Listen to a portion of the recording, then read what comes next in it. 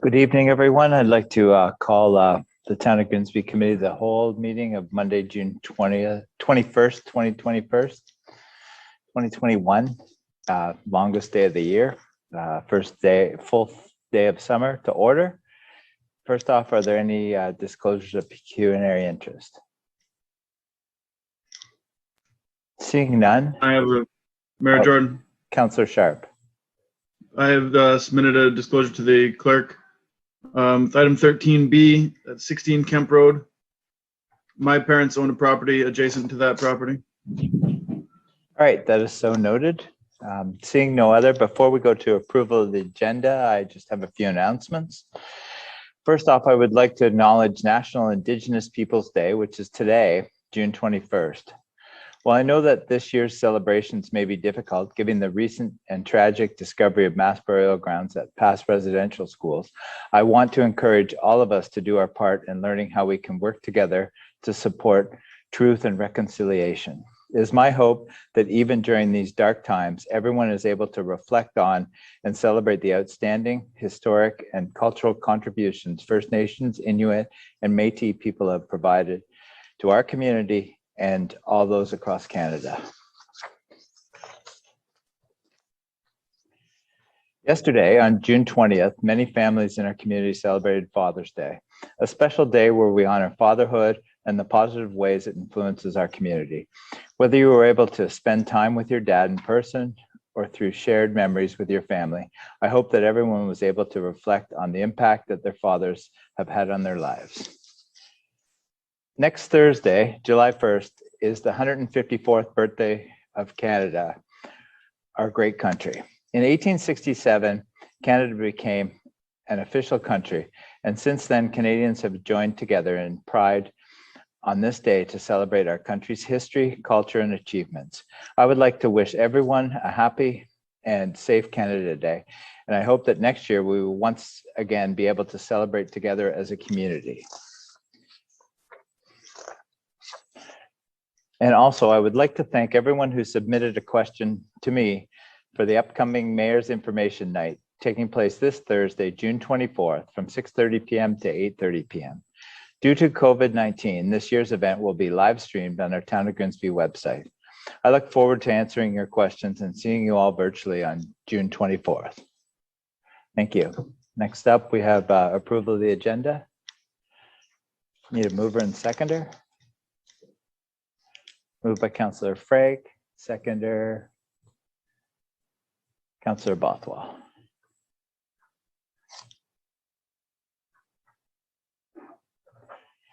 Moved by Councillor Frake, second by Councillor Bothwell. Resolved the agenda for the Committee of the Whole meeting of June 21st, 2021 be approved. All in favor? And that's carried.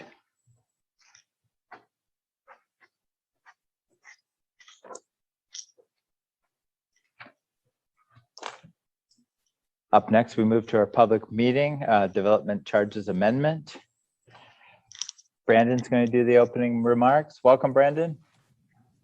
Thank you, Mr. Mayor and Council. As you know, staff have been working with a consultant to prepare an update on the town's development charge study. Study was published late last year and subsequently approved by Council through a bylaw earlier this year. Subsequent to the bylaw being approved, we discovered an error in the fees schedule. To correct this error, an amendment is required and a public meeting needs to be held to communicate the changes and allow input. That is the purpose of this meeting. And from here, I'm going to hand it off to Nancy Neal from Watson Associates, and is going to provide more details of the amendment. Thanks, Brandon. Donna, are you able to share the presentation for this?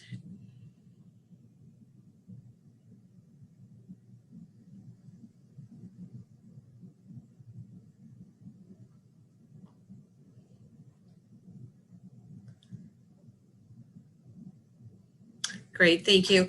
Good evening, Mayor and Jordan and members of council and the public. I'm going to take you through a very brief presentation this evening to go over the change that needs to take place to correct the an error that happened in the schedule of rates to the bylaw that was previously passed. Donna, if you can move to the next slide.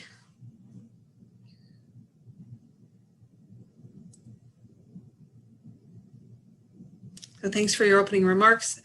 Brandon, just to highlight the public meeting, we'll be going through the meeting, the purpose of the public meeting, what our study timelines were on the background study and the bylaw, as well as this amending bylaw process, present you with the updated charges and explain where the error occurred. And then at the end, if there's any questions from the public or council, I'd be happy to answer those. And then we will conclude the public meeting, after which you can, at any time later this evening or at a future meeting, pass the amending DC bylaw. Next slide, please. So with any change that is proposed to a development charge, there is the need to hold a mandatory public meeting, and that is what we are doing here this evening. Staff did meet the legislative timelines set out in the background or in the Development Charges Act related to advertising this evening for the public meeting, as well as issuing an addendum report that summarized the change that we are proposing here this evening. Next slide. So where the error was discovered was only within 3 of the residential categories, the multiples, as well as the 2 different bedroom or 2 different apartment types, those with 2 bedrooms or more, and then apartments that are either bachelor and 1 bedroom units. So for 2 of the components, services related to a highway and public works, it was discovered that the rates were actually reversed within them. And therefore the multiple rates were actually recorded at the calculated rates for the apartment 2 bedroom plus. The apartment 2 bedroom plus had the rates that were associated with the 1 bedroom and bachelor apartments, and then those 1 bedroom and bachelor apartment units for those 2 services included the multiple rates. So what we have tonight, the multiple rates will actually be increasing to the proper calculated charges, where the apartment rates will actually be decreasing to their correct rates. The addendum report was issued on April 14th to the original background study that was issued in December of 2020. And throughout the next few slides, you'll see the changes.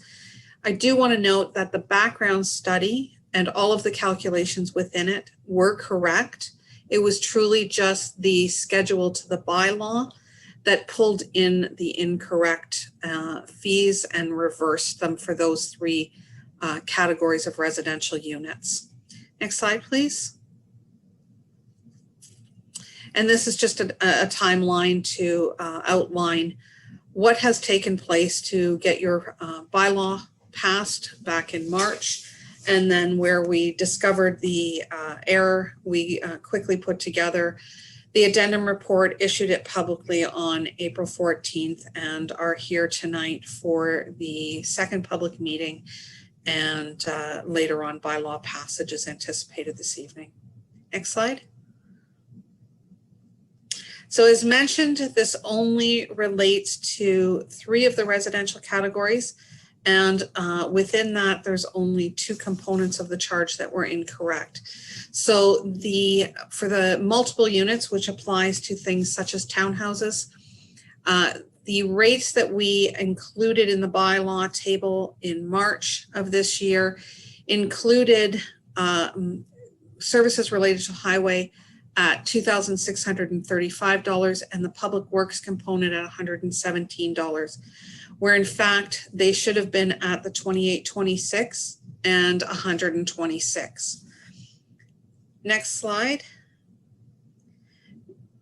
Again, with the 2-bedroom apartments, we included the 1-bedroom apartment rate versus the 2-bedroom apartment rate. So the charges should have been $26.35 for the services related to a highway component and $117 related to the public works component.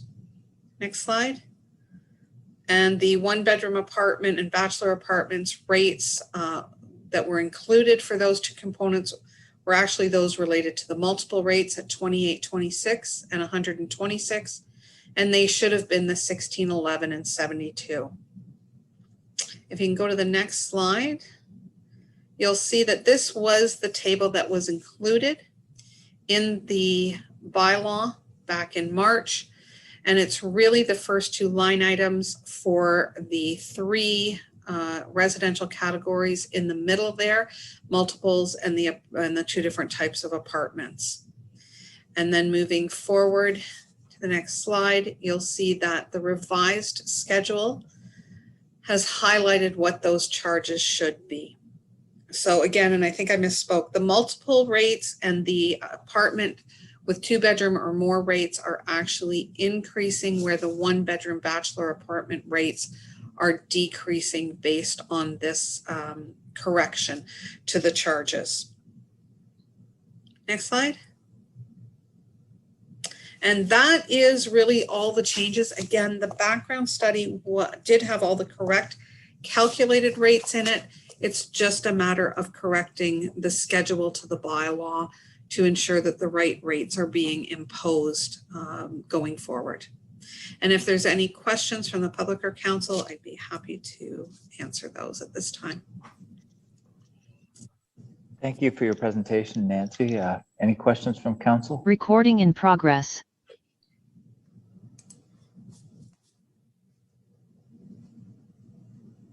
Seeing none, again, thank you for your presentation and have a good evening. Thank you. Need a mover and seconder to receive this resolution. Moved by Councillor Bain and seconder Councillor Sharp.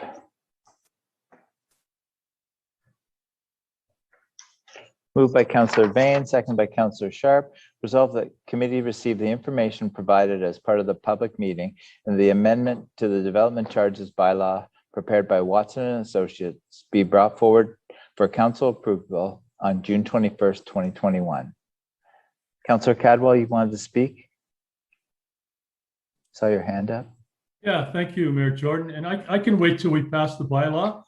And I can just, my question is just about how many people from the public are watching? Do we have those numbers at all right now?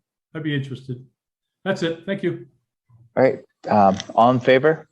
And that's carried. Do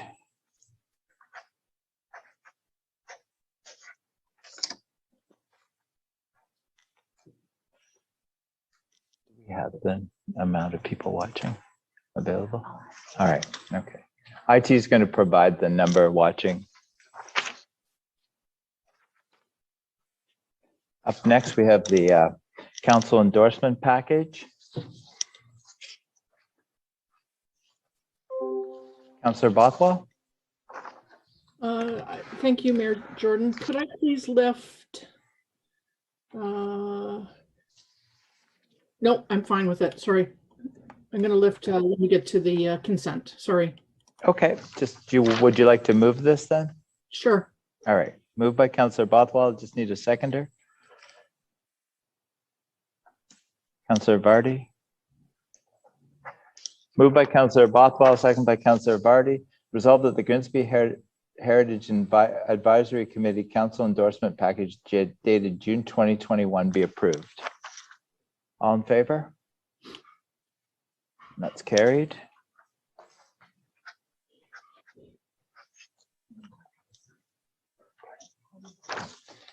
Councillor Cadwell, there's 21 people watching it, residents watching it this time.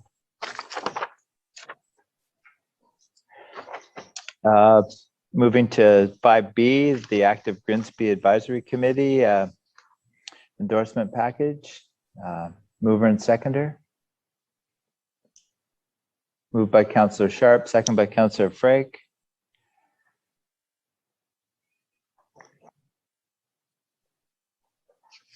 Moved by Councillor Sharp, second by Councillor Frank. Resolved that the Active Grimsby Advisory Committee Council Endorsement Package dated June 21st, 2021 be approved. All in favor? That's carried.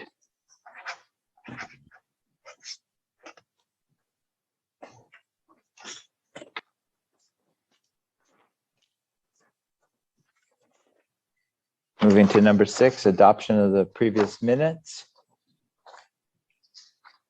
Need a mover and seconder. Moved by Councillor Frank, second by Councillor Bothwell.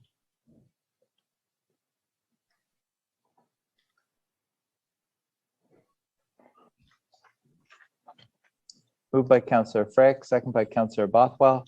Resolved that the following be received.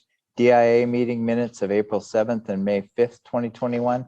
Public Library Board minutes of May 12th, 2021. Grimsby Heritage Advisory Committee minutes of June 8th, 2021. Art Gallery Advisory Board meeting minutes of June 10th, 2021. Active Grimsby Advisory Committee minutes of June 16th, 2021. Committee of Adjustment minutes of June 15th, 2021. All in favor? That's carried.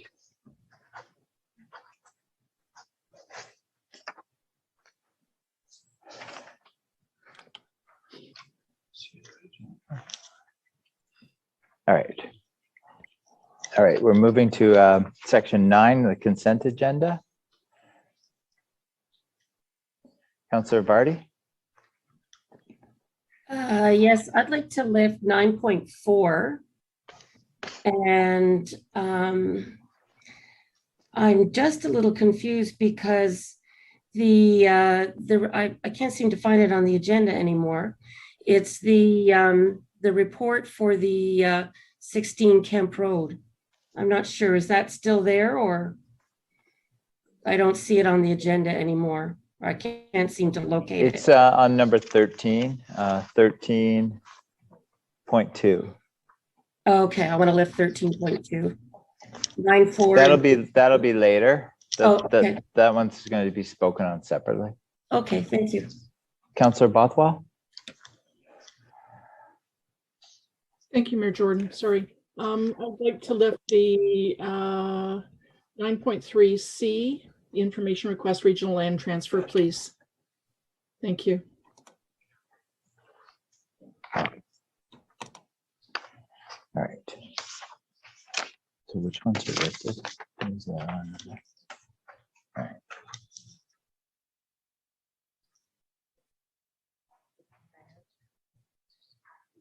Okay. All right, we just need Councillor Cadwell. Yeah, thank you, Mayor Jordan. Are we getting any regional councillor update today? No, Councillor Furtick's not here. So he didn't have an update for tonight. There is a meeting on Thursday. Could I ask that, did you receive my email today with regards to the line painting out on the South Service Road at Casablanca? I just got concerns, Mayor Jordan. Yeah, I saw your email. I haven't had a chance to follow up on it, but I will. Thank you. Okay, that's all. Thank you then. All right, just need a mover and seconder for this. Councillor Frank.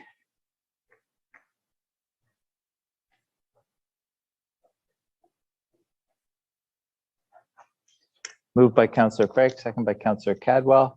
Resolved that the Committee of the Whole hereby approves the following items and the various consent items be approved on the recommendation as contained therein.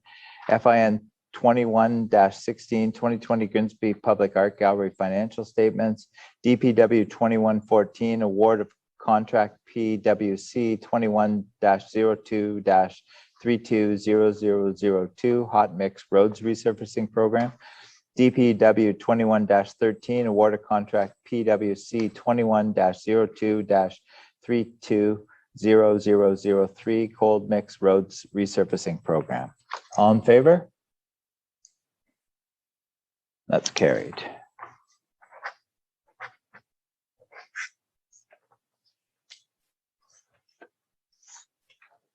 Okay, 10.1. All right, now we move to item 10.1, report CAO 21-10, shared fire service pilot project. CAO Schlang.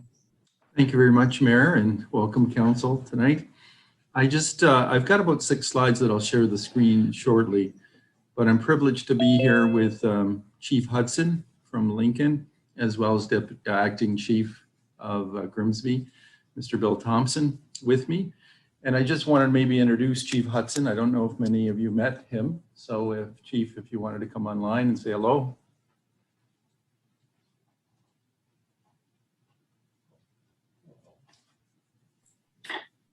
Good evening. It's my pleasure to be here tonight, and I just keep my comments very brief because I know CAO has the presentation prepared. But I'd just like to say that this is a tremendous opportunity, and we wouldn't be here had it not been for the leadership and the abilities of both departments. So thank you, and I look forward to the meeting. Thank you. Bill, do you want to say hello to everyone? Yeah. Good evening, Mayor and Council. And as this Chief Hudson said, I'm looking forward to this opportunity of this presentation and any questions that you'll have to follow. I wanted to also say before I start this slide, show about 6 slides, is that there's some people that aren't here that have really worked hard at this as well. And it's Deputy Chief Bill Blair from Lincoln, has been working with us continuously since November, since council gave us the go ahead to look at a possible pilot. Mike Kirkopoulos, the CAO of Lincoln, has also been working at this with us, and Bryce Miller from our finance team to work with us a little bit about the financials. So I really wanted to thank all of them for where we are today. So Don, if I could share this co-host. And I have made you co-host already. So now I'm looking for the slides.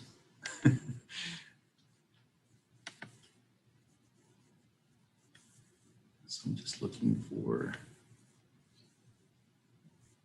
So Donna, can you just put it up for me so I don't waste any more time?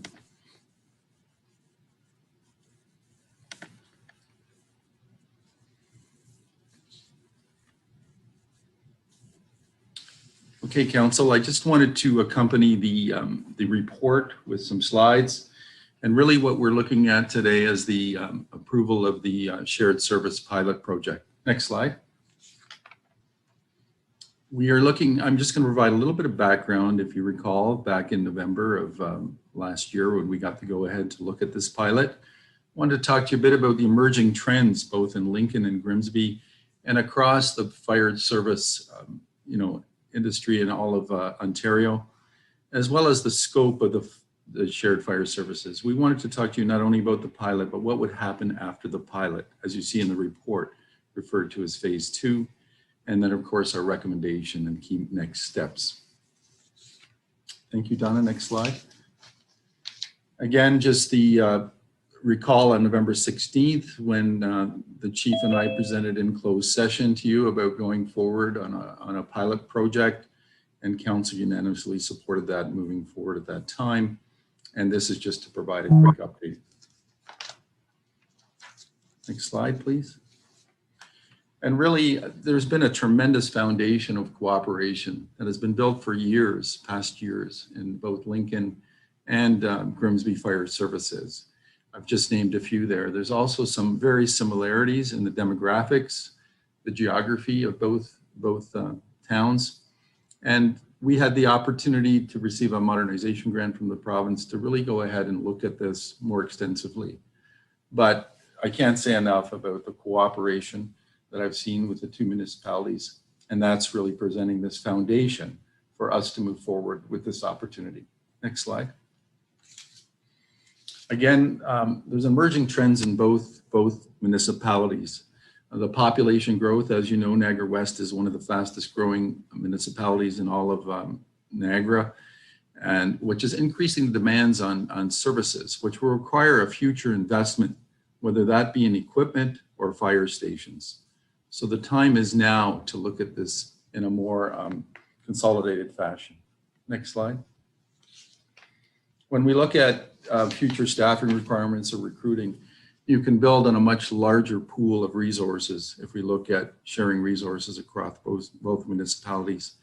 And not only is the demand much higher in Lincoln and Grimsby with our increased growth, there's also a lot more demand on the requirements of a volunteer fire service, the training, the time away from their families. And there is a movement towards, moving from volunteer to a more full-time fire services, which would have an exponential cost increase on both municipalities' operations. So really, when we're looking at this, we're looking at this not just for now, but for long-term of preserving the volunteer fire service for both Grimsby and Lincoln. And although you won't see major cost reductions, you will see that the preservation of this could avoid some significant costs in the future if we can make this happen.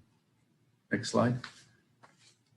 So when we look at the scope of the shared service, the report highlights at a glance a little bit about what we worked on in the Memorandum of Understanding, which is quite extensive. We're not only looking at the pilot period for the 24 months, but what happens thereafter. So in the original pilot, we're looking at all full-time staff, fire chief, deputy chiefs, administration, training, fire prevention of both municipalities. And we're estimating this to last, about 24 months. Gives us an opportunity to provide some more evidence-based efforts in order for both councils to make a decision to move forward with full implementation, which would include suppression and part-time and volunteer resources. Next slide. So when we look at council, what we're asking for tonight is just the approval of the pilot. As you saw in the previous slide, the pilot has exit ramps. In the memorandum, the draft that we've been working towards, we're looking at 90-day exit clauses in case, we're seeing it's not working, but we're all here to make sure it does work. But I just wanted to assure council there is an opportunity during the pilot to exit the shared service.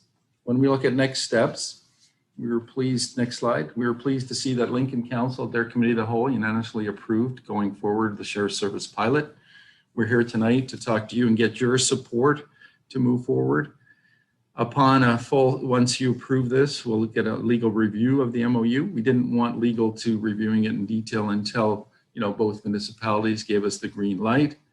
But the MOU, we've done extensive work on this. We've looked at other models in the province, the Central York model with Aurora and Newmarket, consolidated shared service there. So we've done a tremendous amount of work and we just wanted your blessing before we get legal to review it. Once they reviewed it, we would execute on that. And then as you see in the report and in the MOU, there's a joint advisory committee where we're looking at 3 members of council of each municipality plus the 2 CAOs. And we'd look at selecting that prior to the October 1st start date of this pilot. Next slide, please. So then after the pilot, now we really have an opportunity to provide a lot more work for both councils to see from an evidence-based perspective. We're looking at both committing to a joint fire service plan that would provide recommendations both on a shared service, full implementation, as well as each municipality's distinct needs. So you're going to get an extensive that, from what I've heard from the chiefs, takes about a year to conduct, gives us time to look at that.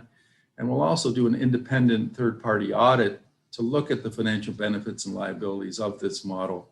So council will have that fulsome, both councils will have that fulsome information, along with seeing the experiment of the pilot for 24 months before they decide on a go, no go for a full phase 2 implementation. Next slide. We really want to say that, the work we've done, everybody is seeing this as visionary, leading edge, that I'm sure others would want to model. And we can't thank the municipal council, both Lincoln and Grimsby, enough for allowing us to move forward to this point to get approval for the pilot. So thank you very much, council. And we're here to take questions, both the fire chiefs here from Lincoln and Grimsby and myself. Thank you. Great. Thank you, CAO, and thank you, chiefs. Councillor Vane. Excuse me. Good evening, chiefs. It's a pleasure to meet you, Mr. Hudson, or Chief Hudson. Sorry about that. Couple of questions. I'm going to direct them at both chiefs, and whoever hits their buzzer first can answer it. Sorry, I'm watching too much TV game shows these days. I know there's a cost savings here.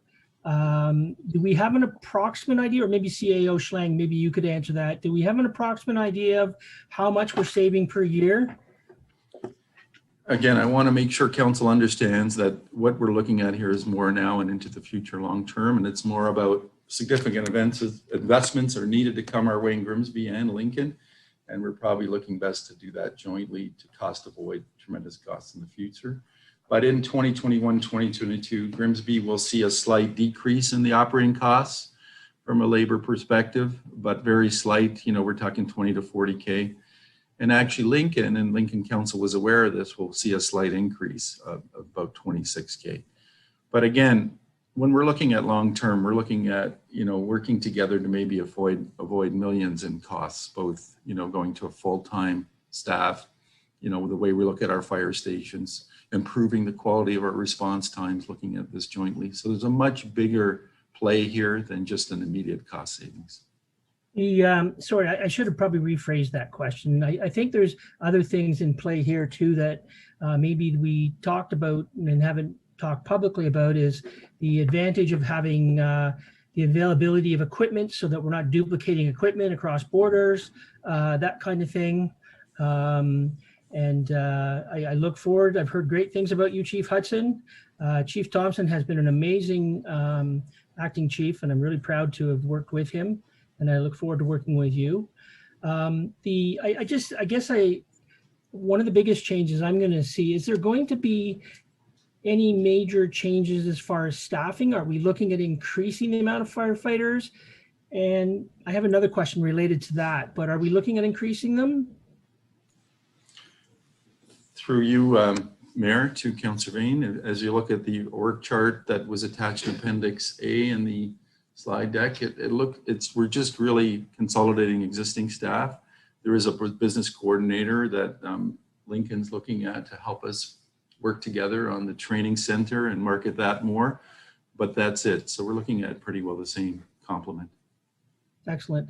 Now, for example, when we have a fire now, we could end up with a large number of firefighters responding to a fire, depending on what it is.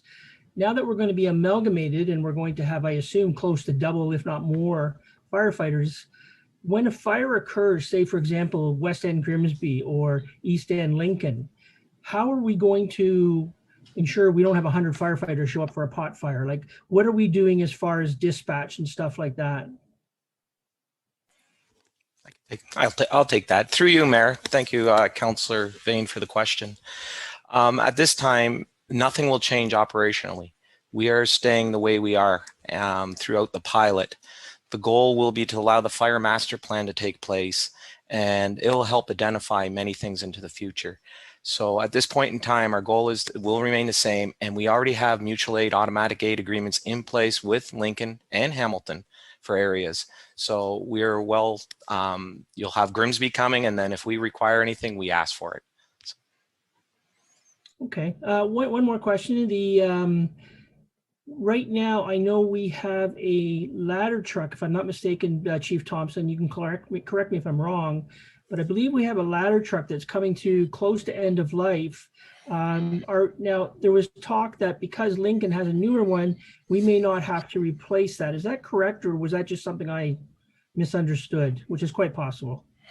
Through you, Mayor, that would be an incorrect statement, to be honest, sir, to everybody. We do want to identify through the fire master plan what equipment needs to be required through this adventure, and there is no doubt that Grimsby will require a ladder truck. It just can't say it will it be next year, maybe another year or two out, but let's take our time through the pilot. Let's identify things through evidence-based process of the fire master plan and an audit of our finances, and we can present everything to council and the joint advisory committee. One last question to you, Chief Thompson. Are you staying on for the pilot? Or part of it anyways? Yes, sir. Okay, good. I just wondered if I had to plan your retirement party, that's all. Not yet. I don't want you to go yet. Thanks. Thank you both, and especially thank you, CAO Schlang. I know you were a big driving force behind this, so I really want to make sure that we thank all the people outside of the fire department that did help to get this in place. And I think it's definitely a move in the right direction, and the town should be very people of the town should be very proud that we're doing this. So thank you all. Councillor Cadwell. Yes, thank you, Mayor Jordan, and welcome Chief Hudson. And a great report by the chiefs and everybody involved, Harry and also Mike, CIO from the town of Lincoln. It's a very important report. It's about trying to preserve the volunteer fire service, which is, and I've always said, Grimsby and Lincoln, I know with you guys too, Chief Hudson, you have a very good department. And again, it's very cost saving. I work both sides. I work volunteer and I work full time. So I'm very aware of the of costs that can be incorporated if we have to move to full time in that. But just a couple questions. Reading the report, the 10-page report, great report. Just as I'm reading through, I guess my fire brain kicks in every once in a while still. And one question I'd like to address it to Chief Thompson, where it references the Grimsby Master Fire Plan. Chief, I think I was around when we did our last one.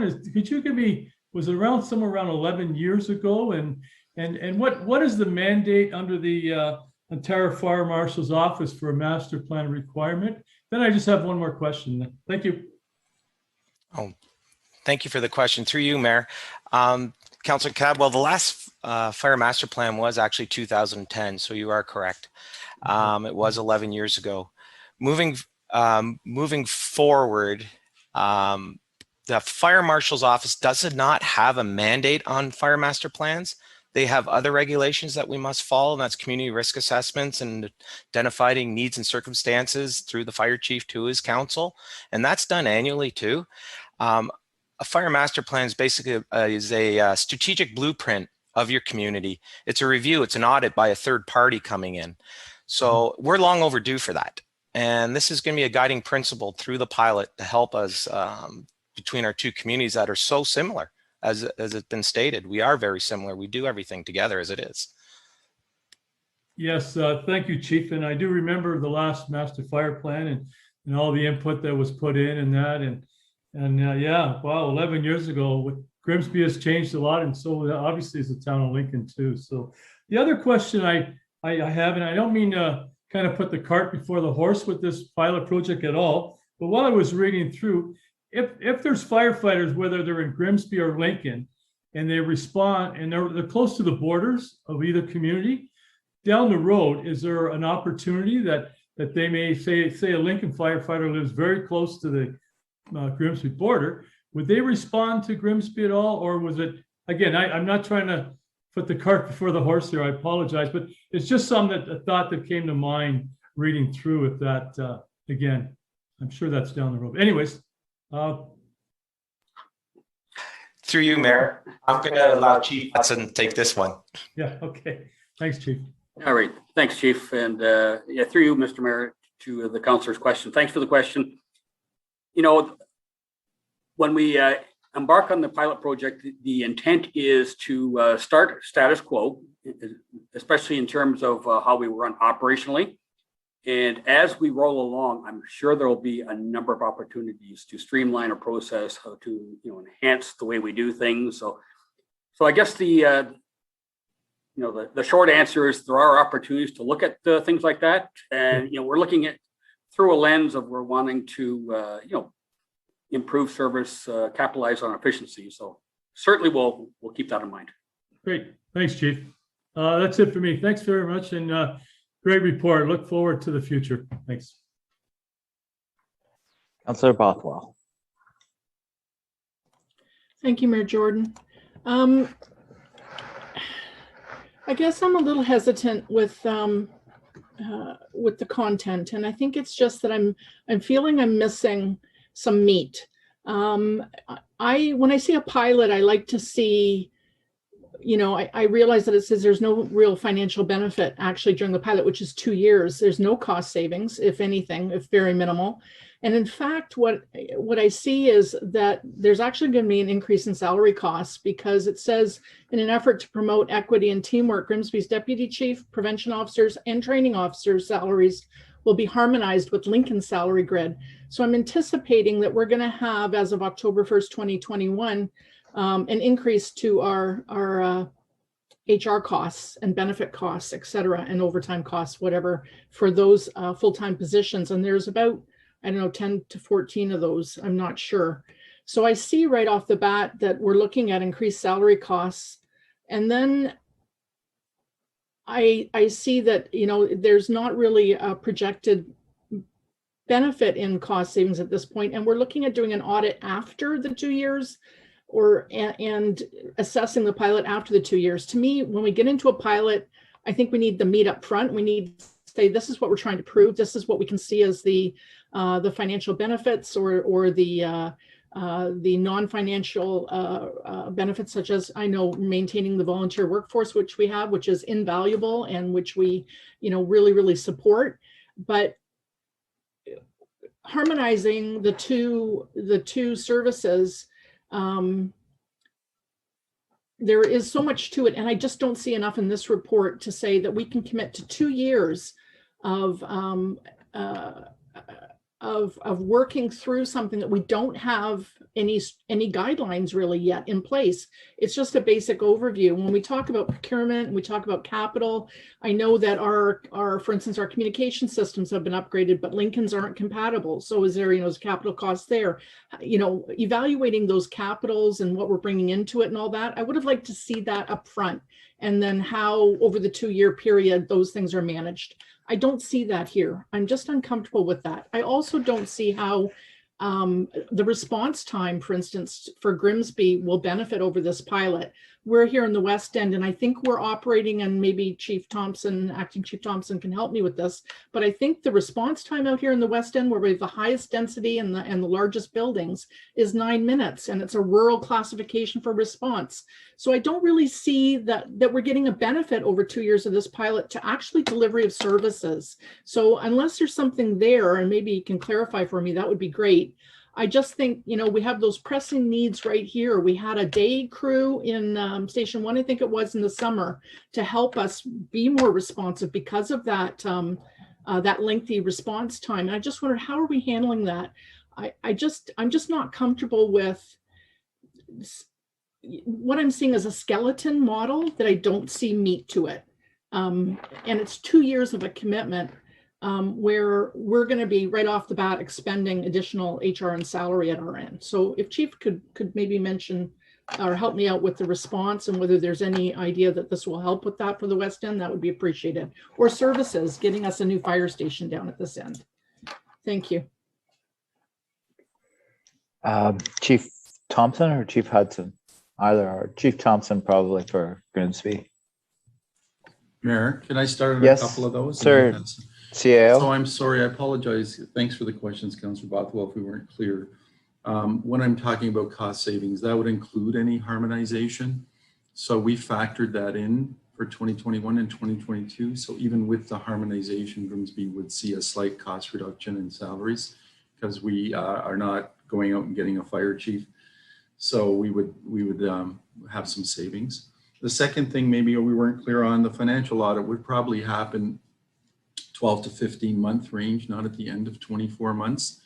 The third thing that perhaps we weren't clear on is there always a 90-day exit. So we're not committing to 2 years. We're saying the pilot should run perhaps a minimum of 2 years. So you get to see the full results of it, but we are not committing to 2 years. In fact, there's a 90-day out clause in that.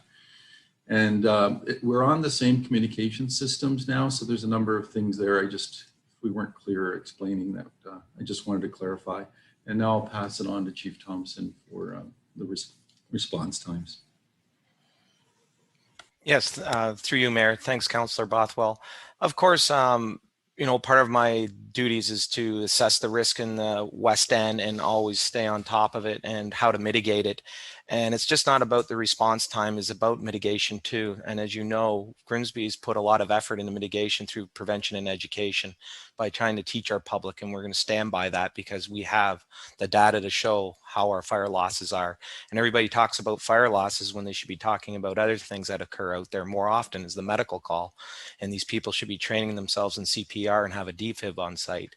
So we're going to still focus on that, I hope, into the future. And my goal working with Chief Hudson will be to drive some of our fire prevention and education program we've done in Grimsby and maybe harmonize that.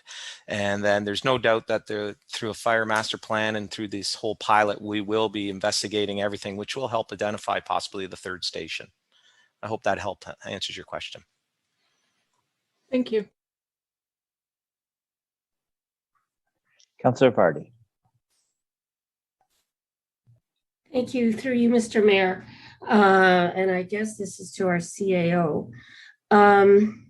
Given that we have invested a significant amount of money in Fire Station 2, the training set and the training center, and we're still paying for that, would there be any sort of an assessment of assets to see what everyone's bringing to the table, and would there possibly be, if there was, say, an imbalance, support for financial support for the training, so that we wouldn't have to carry it all on our own? Thank you, Mayor. Through you, Mayor, to Councillor Vardy, a couple of things there. In phase 2, you know, if we would go to phase 2, we would look at a full financial audit of the conditions in our assets to see what the balance is, to provide a complete, fully implemented shared fire service. So we will look at that. The nice thing about this pilot is we're also investing in a business coordinator to help us with some revenues that Station 2. We've been trying to seek for that Station 2, and actually assigning someone full-time to that will really help us generate that revenue. So in a combination of things, we will be doing a financial condition audit, as well as understanding where the balances are. And then secondly, once we engage in this pilot, we are going to really drive revenues for that Station 2.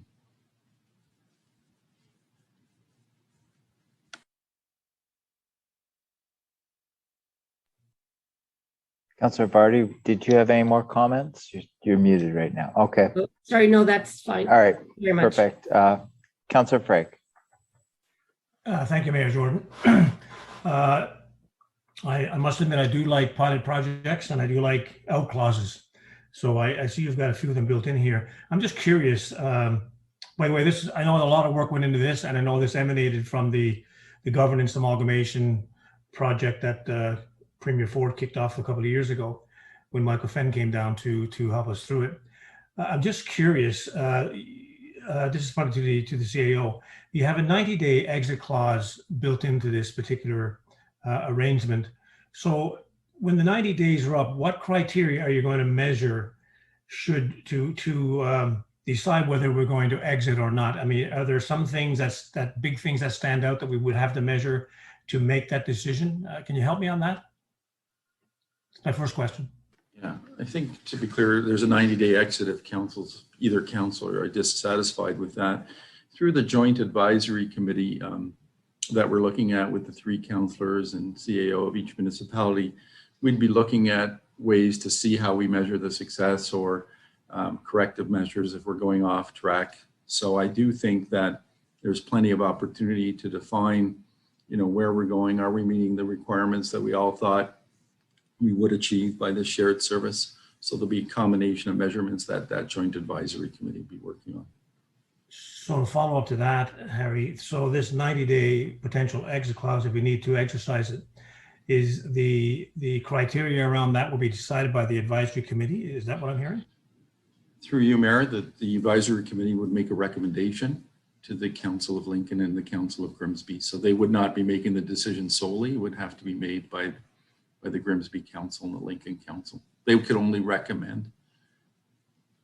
Okay, so it would be the advisory committee that would bring that to council and let us know how things are working, or if they're not, or what's good, what's bad, blah, blah, whatever the case might be. That will be the advisory committee's mandate.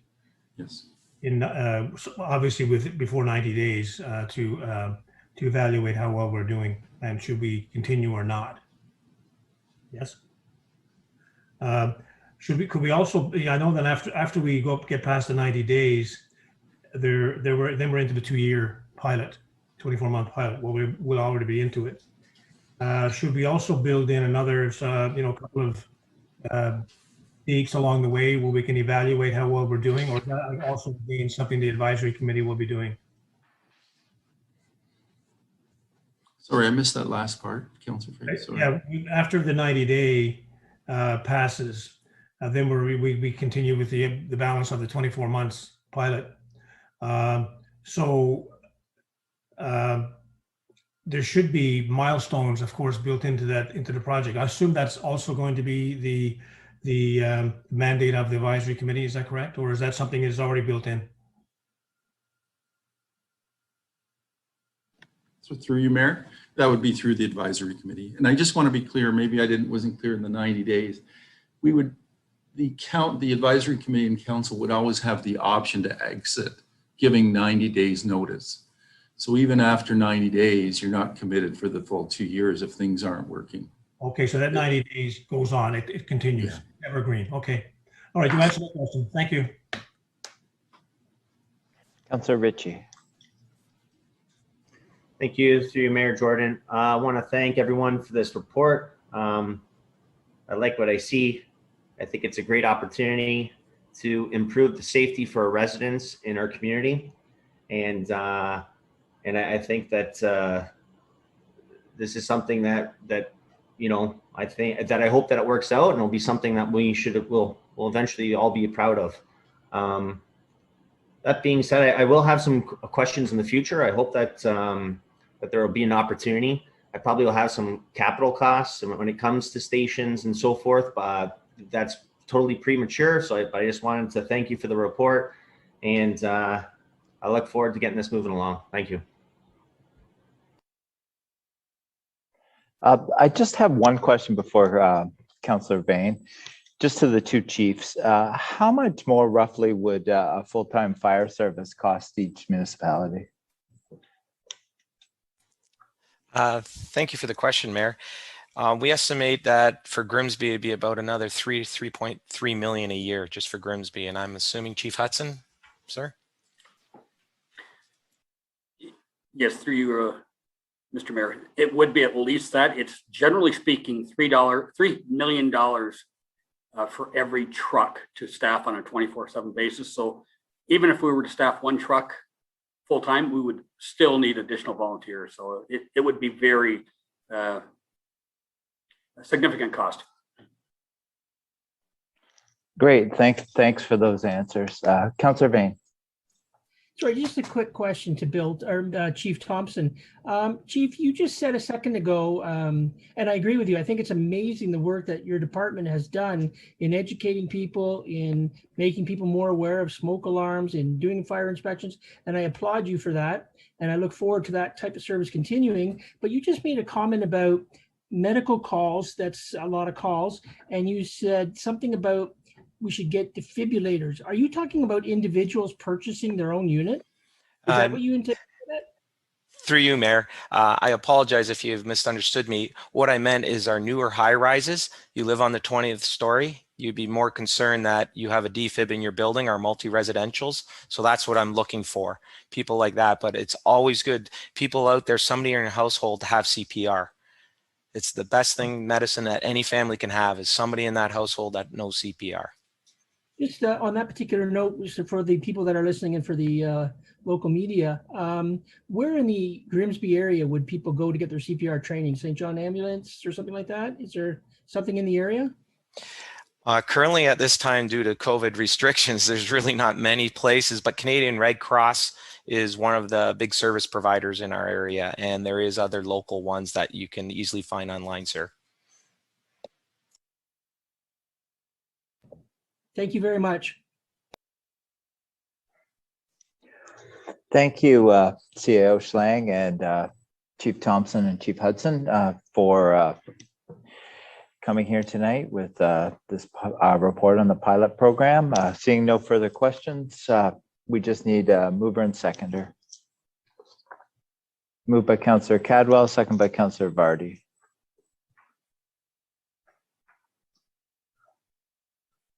Moved by Councillor Cadwell, second by Councillor Vardy. Resolved that report CAO 21-10 Shared Fire Service Pilot Project dated June 21st, 2021 be received, and that council directs staff to proceed with a pilot shared fire service project with the town of Lincoln to provide services to both communities effective October 1st, 2021. All in favor? Please, for a recorded vote, please. Sure.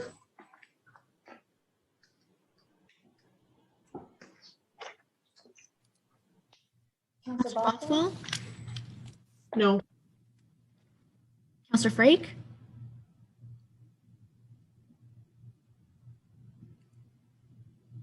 Sorry, yes. Councillor Cadwell, Yes. Councillor Ritchie, Yes. Councillor Sharp, Yes. Councillor Vane, Yes. Councillor Vardy, Yes. Mayor Jordan. Yes. That's carried.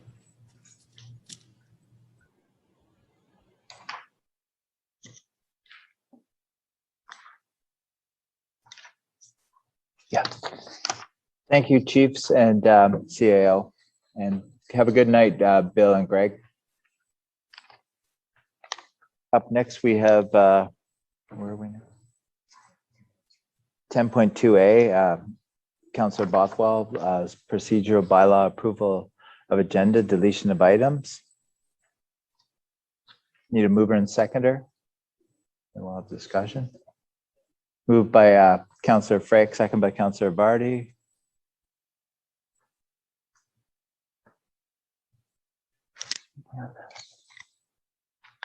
Councillor Bothwell.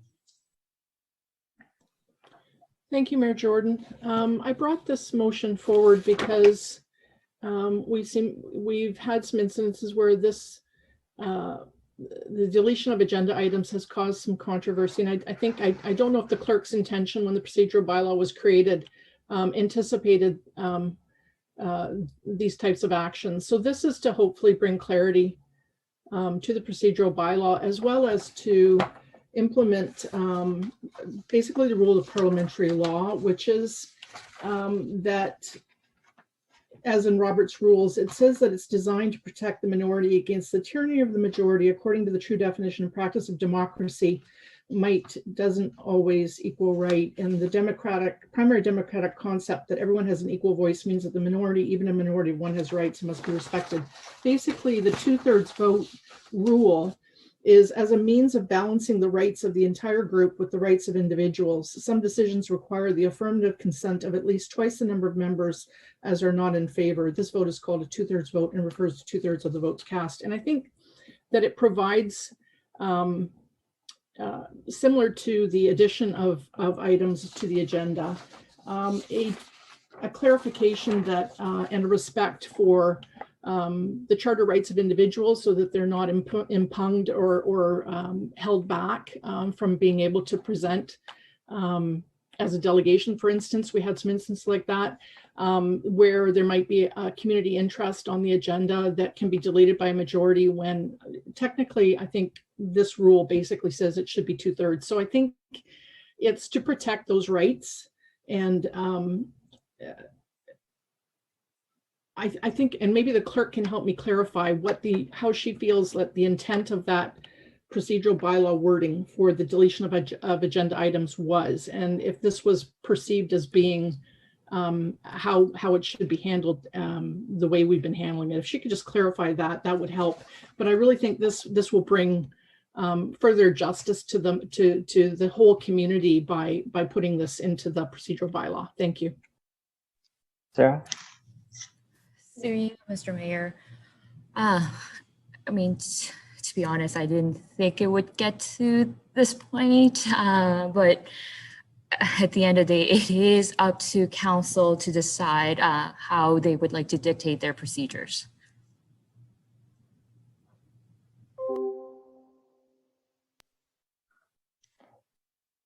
Councillor Vane. Thank you. I think we have to be very careful. We were elected as a council with the intent that the majority would recognize the needs of the community. I think, I just see this as a way to subvert the majority, and I don't agree with it. I think that we're representing the people, and we have to represent the people, and to start making everything 2/3 vote, we'll never agree on anything. So I say we go with the continue the way it is with majority. Thank you.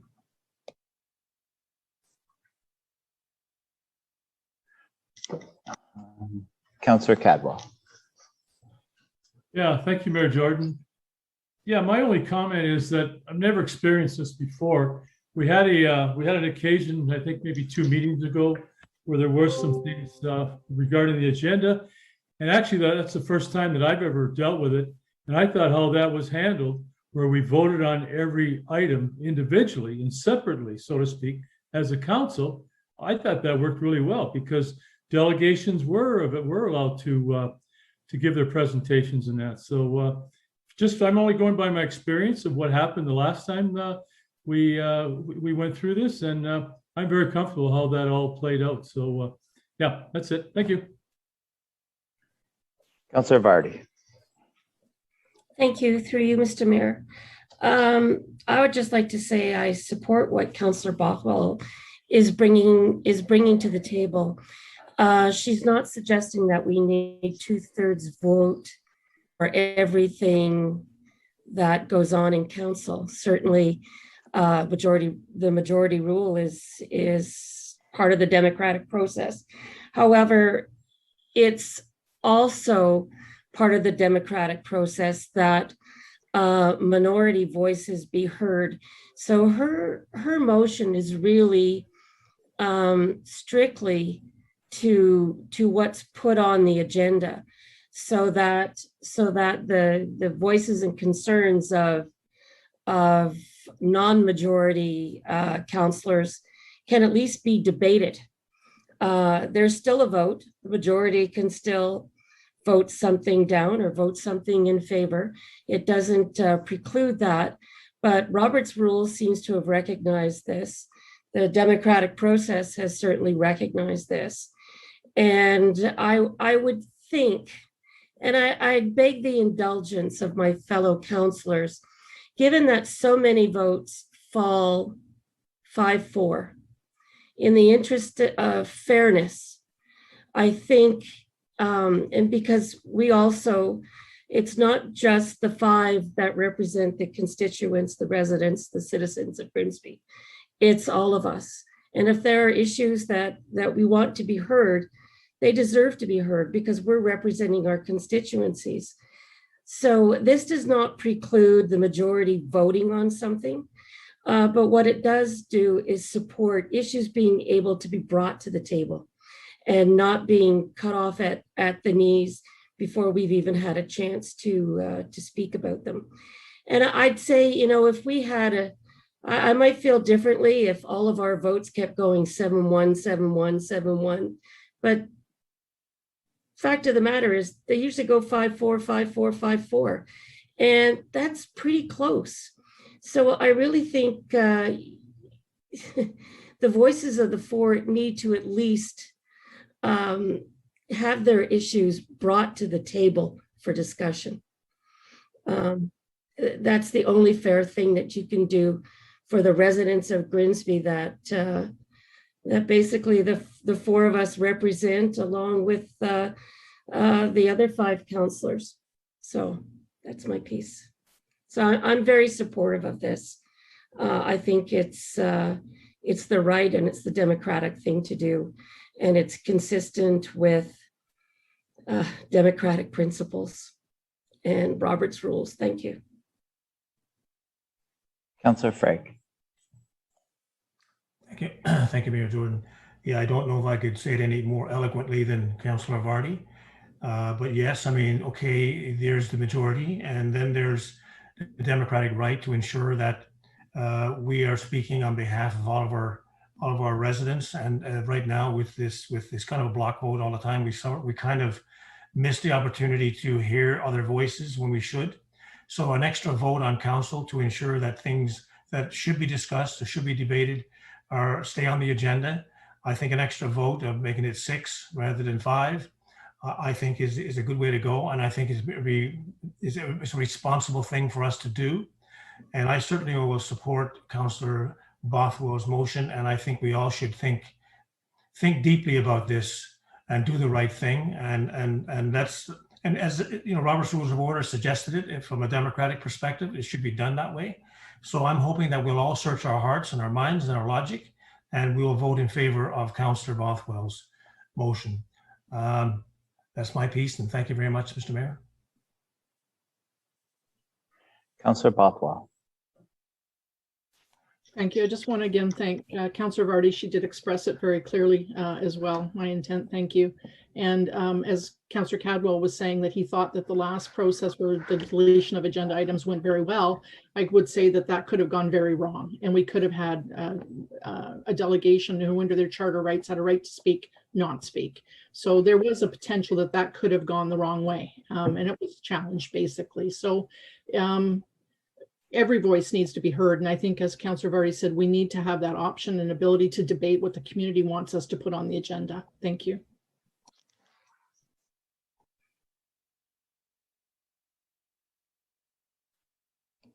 Councillor Ritchie. Thank you, through you, Mayor Jordan. Just wanted to make a comment to, if there was a delegation that wanted to speak to something, we would have known that beforehand. So I don't think anything would have gone wrong. Thank you. Councillor Cadwell. Yeah, thank you, Mayor Jordan. Through you, my question would be to Councillor Bothwell. Did you do any research with other municipalities, how they do the procedures and governance to something like this? Councillor Bothwell. Thank you, Mayor Jordan.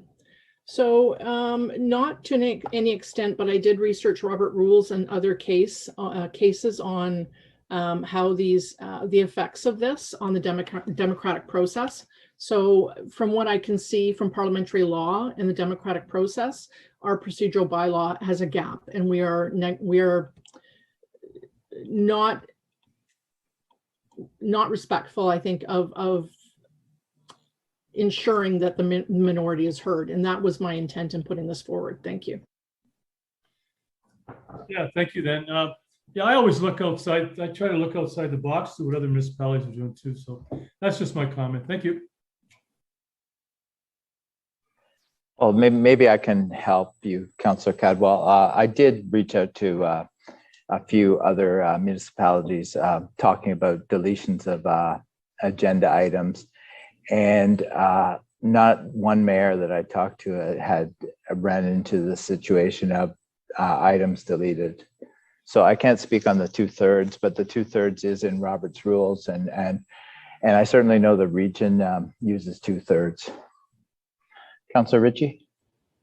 Thank you, through you, Mr. Mayor. I keep on hearing talks about Robert's rules, but it clearly states in our procedural bylaw that it's only to be referred to if our procedural bylaw does not speak to an item.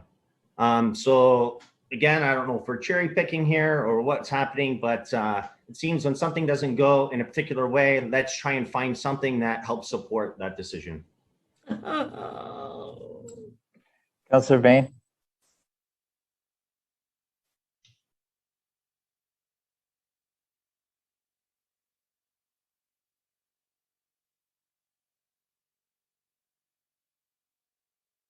Councillor Sharp, I see your hands up. You haven't spoken yet.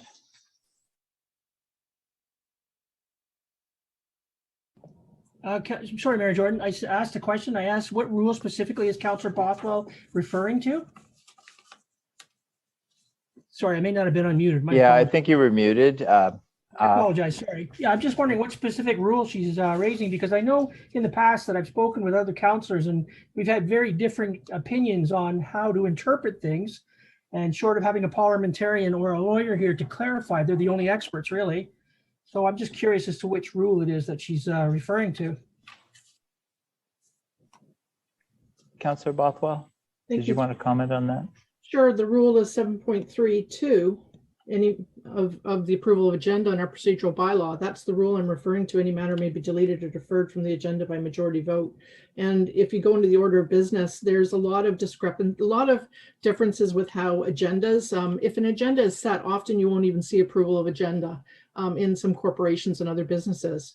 The order of business is 7.2, and it talks about it may be effected without requiring amendment to this bylaw at the discretion of the clerk in consultation with the chair, and all business shall be dealt with in the order in which it appears on the agenda unless otherwise decided by council on a majority vote during approval of the agenda. So that's the standard wording, but each municipality seems to have a little difference about how an agenda is constructed, but it's usually with the chair and the clerk. And this is, as the mayor says, a unique situation where the deletion of agenda items has caused confusion. And I think it's really important that we clarify that.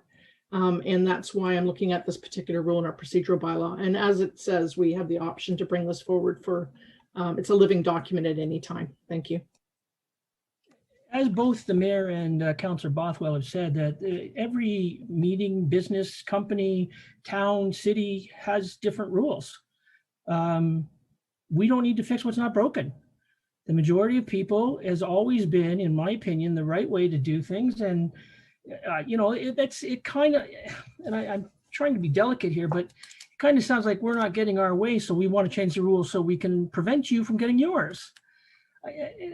Anyways, I won't support this. I'm just saying, I just don't agree with it. And I think if you want to bring in a parliamentarian or a lawyer that says we must do this, then I say we leave things the way they are. We can't keep changing the rules all the time just to suit different purposes. Anyways, that's my opinion. Thank you. Councillor Sharp. Thanks, Mayor Jordan. I know we've discussed this to some extent. A few councillors have spoken 2 or 3 times. Can we please call the question?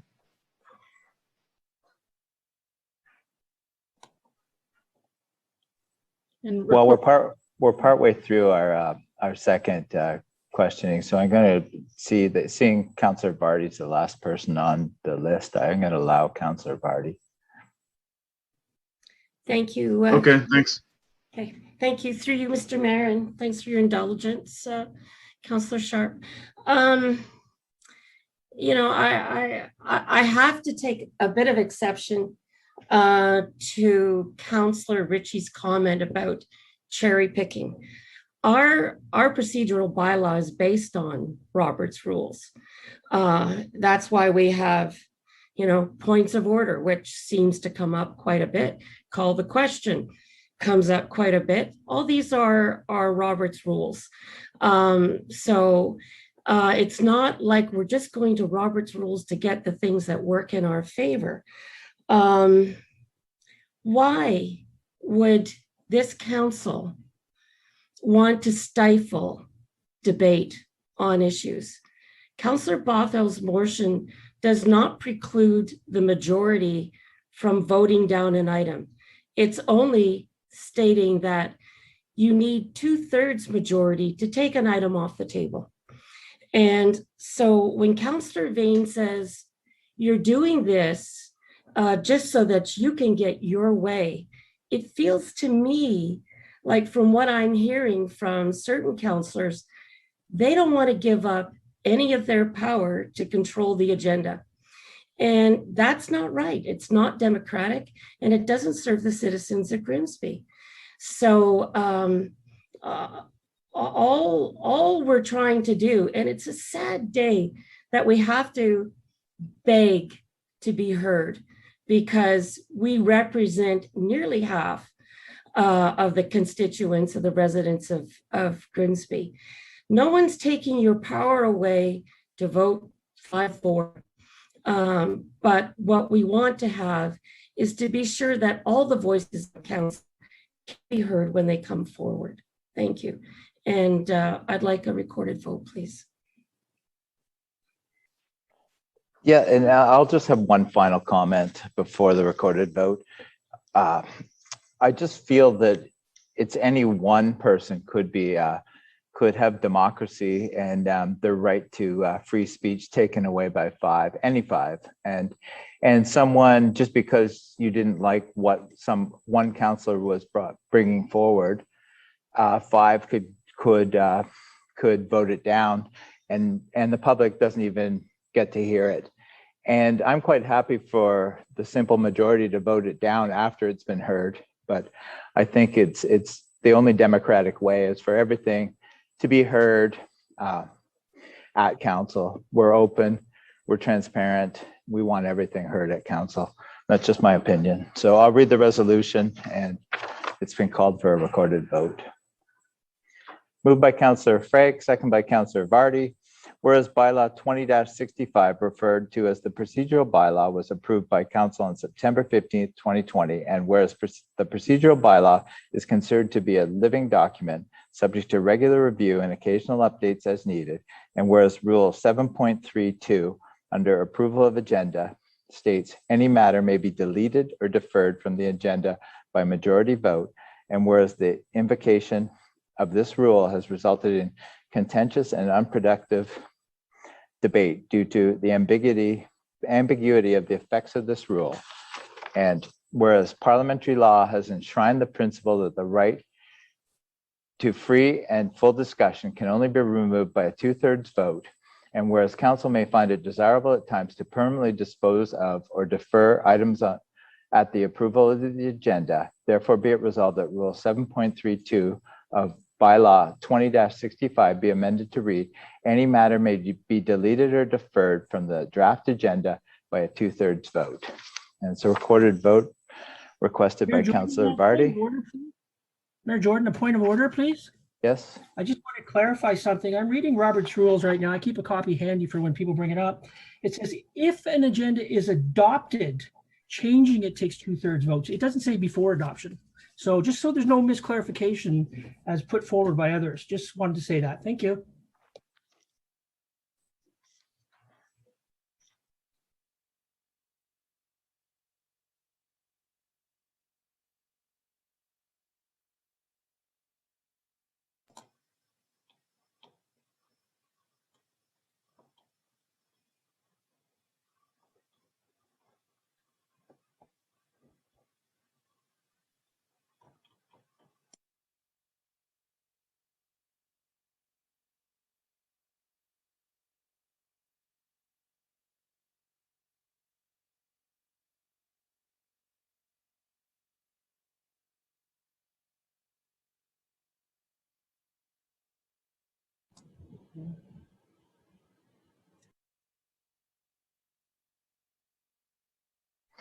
Before we vote, we just need clarification. This has deleted or deferred, Councillor Bothwell. Do you want just deleted? I think. That is the intent, but the wording of the bylaw, the wording of our procedural bylaw says that in section 7.32 that any matter may be deleted or deferred from the agenda by majority vote. So I'm So you're just going directly by the bylaw. going with the bylaw to capture both. All right. So you, Clerk? Mr. Mayor, our current procedural bylaw does have a section on the deferral, and that's a majority. So this would kind of conflict with that portion on the deferral. So maybe just to clarify, it might be best to take the word or deferral out and just do the deletion. I'm good with that. Thank you. Okay, thanks. All right. Okay, so it's just deleted.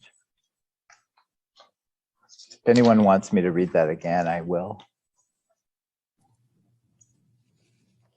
Councillor Bothwell? Yes.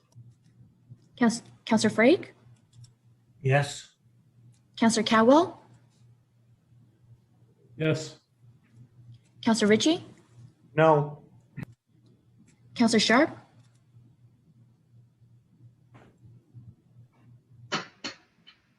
Yes. Councillor Vane? No. Councillor Vardy? Yes. Mayor Jordan? Yes. That's carried.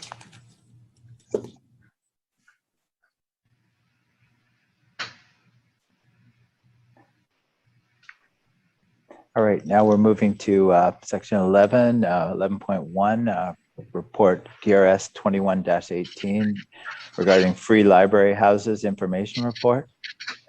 Sarah. Welcome, Sarah. Thank you, Mayor Jordan, and good evening to you and members of council. I believe Catherine Drury was hoping to join us this evening, but I know the timing was a bit tricky with her in the author series, and it seems she's probably tied up at the moment. So she did intend to be here as well. Staff just wanted to provide some information towards a notice of motion, now a resolution from Councillor Vardy regarding free library houses, just to help provide some information towards that discussion on council.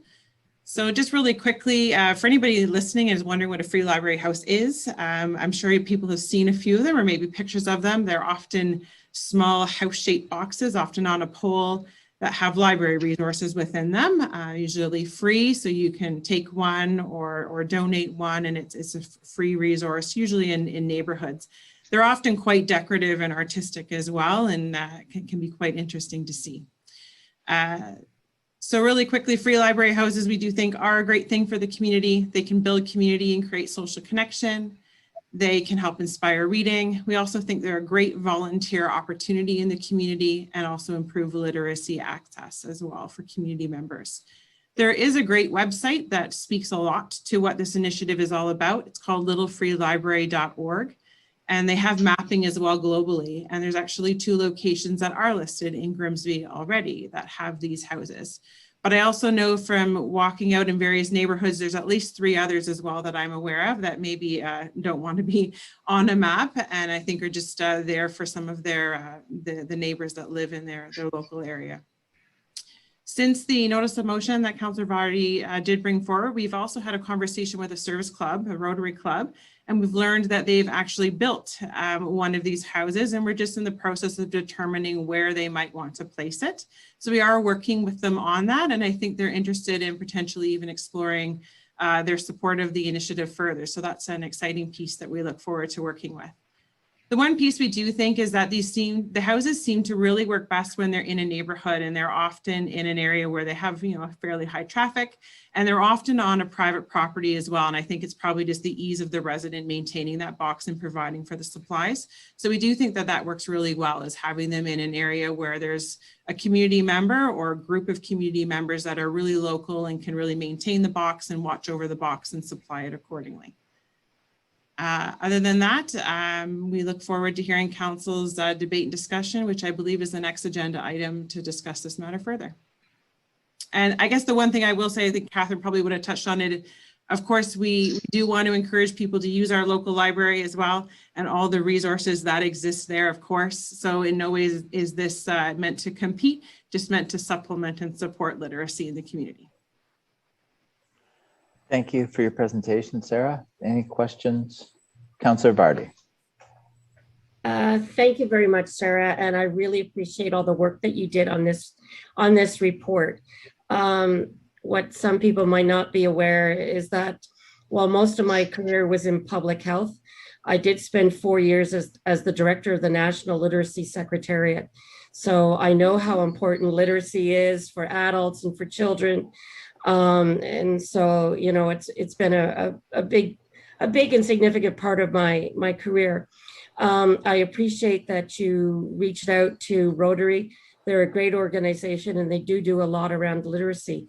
So I guess I just want to thank you for that.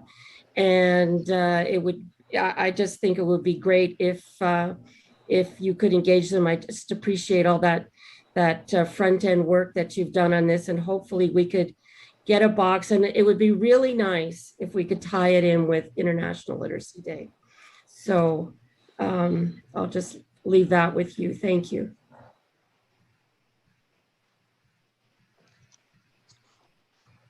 Seeing no further questions, I have Councillor Vardy as the mover. I just need a seconder for this. Councillor Frake. Moved by Councillor Vardy, second by Councillor Frake. Resolved that report DRS 21-18, Free Library Houses Information Report, be received for information. All in favor? That's carried. Thank you very much, Sarah.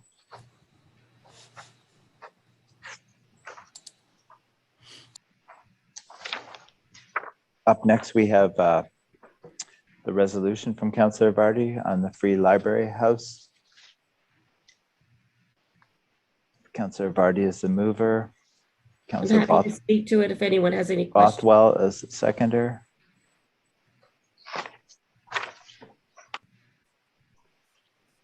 Councillor Vardy, did you want to speak to it? Oh, Councillor Ritchie has a question. Councillor Ritchie? Yeah, thank you through you, Mr. Mayor. You know, I've driven around our neighborhood, Ward 1, and there's a lot of these literacy boxes around. I don't know how much they've been used during COVID. So we all know COVID can stay on surfaces for 21, 28 days. If our staff is, you know, I think we'd have to, if we're going to do this, we need someone, even though they're on private property, we're going to need someone to monitor these books, make sure they're sanitized properly, move forward. It's just a thought process that I have. I think if it wasn't for COVID, I think it would be a great idea. I think it'd be fantastic to support it. However, when I look at these risks and concerns, I just don't think that we've thought about it. And I'm also curious as to, would there be an increase in staff in order to maintain these boxes? I know that we're asking the Rotary to do it, but you know, again, it's a volunteer basis. If we're going to do something in the town, there's liability issues and so forth that I think that we need to make sure they're properly maintained, and we need to look from a town's perspective. Thank you. So I guess my question to Councillor Vardy then would be, has she thought about COVID at all, and is there a solution for that?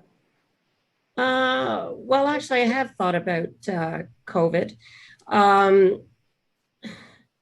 You know, pretty much that given that these books are outside and exposed to the external air, people are using them outside. The risk of COVID being transmitted is very, very low. And I could certainly check with some of my colleagues at the Public Health Agency to see what the latest research is. But I would say that given that these houses are outside, they're exposed to the environment, they're being used outside, because my original vision for this would be, let's say a mother goes to a park with her kids and she can pull out a kid's book and read to them while she's sitting in the park. And then it gets put back in the box. So unless she's got COVID, hacks all over it, puts it back in the box, and someone picks it up while it's still wet, they're not likely to get COVID from it. So I honestly believe that the safety issue is a minor one, but I'm happy to follow up with the researchers at FAC and to give you a more evidence-based answer. So I don't know if that answers it, but yes, I did think about COVID. Councillor Bothwell. Thank you, Mayor Jordan. Councillor Vardy, it's an excellent initiative, and I think it's very timely. I think it's great. The question of COVID and transmission on hard surfaces has been addressed by the library board, and Catherine can give you the scientific evidence, because we have it presented to our board members at each of our meetings as to the transmission and the percentage of whatever. And I think we're at the point now where they've identified that there is not enough, there is no scientific evidence to continue to quarantine our books. And so I think now we're even at the point where we're not even quarantining them, which they were doing for 72 hours, I think it was. So you can definitely check with our CEO of the library, and she can confirm the scientific evidence on the COVID transmission, which we've been updated with at our meetings regularly. And I'm pretty sure that we're no longer quarantining either. But thank you very much. And I think that it's just a great initiative to have Parks and Rec reach out to the community organizations, whether or not it goes into a park. I mean, that obviously will take some thought and discussion. This motion is just to review that and to look at where the most appropriate locations are, and to help the Rotary Club find it. And I think, or our community organizations, and to work with them as well. So I think it's great, and I appreciate your efforts. Thank you. Councillor Frake. Thank you, Mayor Jordan. Thank you, Sarah, for the report, and Councillor Vardy, thank you for bringing this forward. It's a great idea. And I think that this town is very high in the literacy ladder. And I think that this type of thing probably increased quite a bit over the COVID period, because I think people were wanting to be able to access these types of things, getting a book for their kids, whatever the case might be. But in relation to Councillor Ritchie's comment about COVID and hard services, I'm sure that we all go to the grocery shops and to the other retail shops that have been open for the past year and a half with COVID, since COVID has come into being.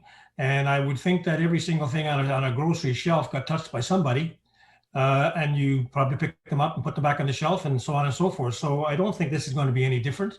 And there's been no proof of the COVID being passed through these hard objects that I know of.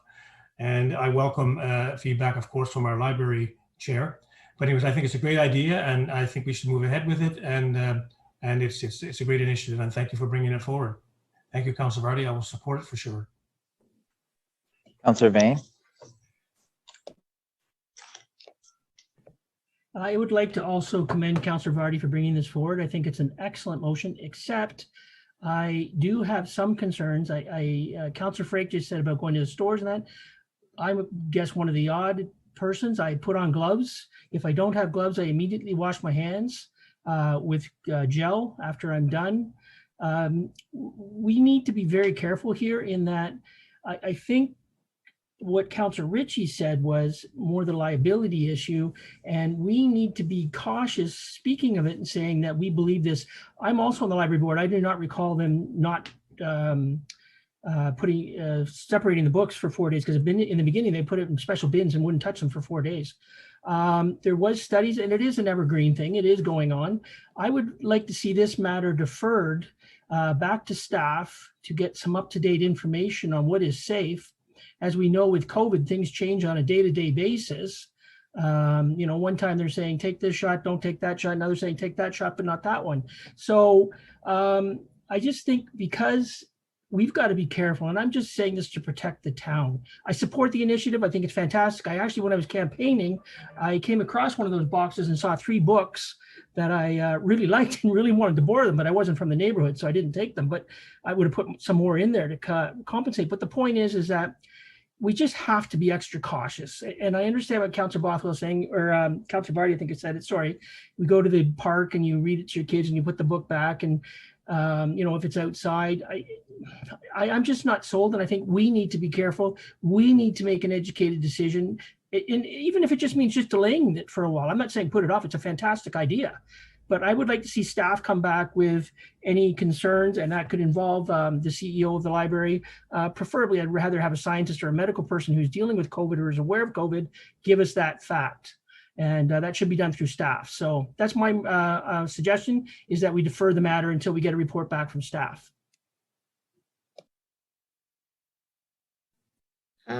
Mr. Mayor, may I make another comment?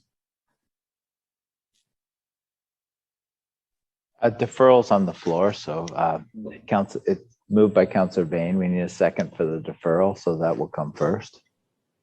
I'll second that. Councillor Ritchie's the seconder.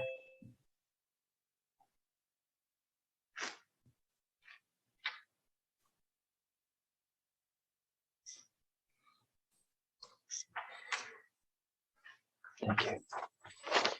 Moved by Councillor Vane, second by Councillor Ritchie. Resolved that item regarding Free Literacy House to celebrate International Literacy Day be referred back to staff for a report on any implications with the transmission of COVID.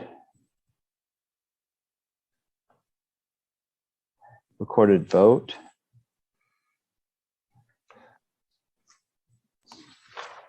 Councillor Bothwell? No. Councillor Frake? No. Councillor Catwell? Yes. Councillor Ritchie? Yes. Councillor Sharp? No. Councillor Vane? Yes. Councillor Vardy? No. Mayor Jordan? No. That's defeated.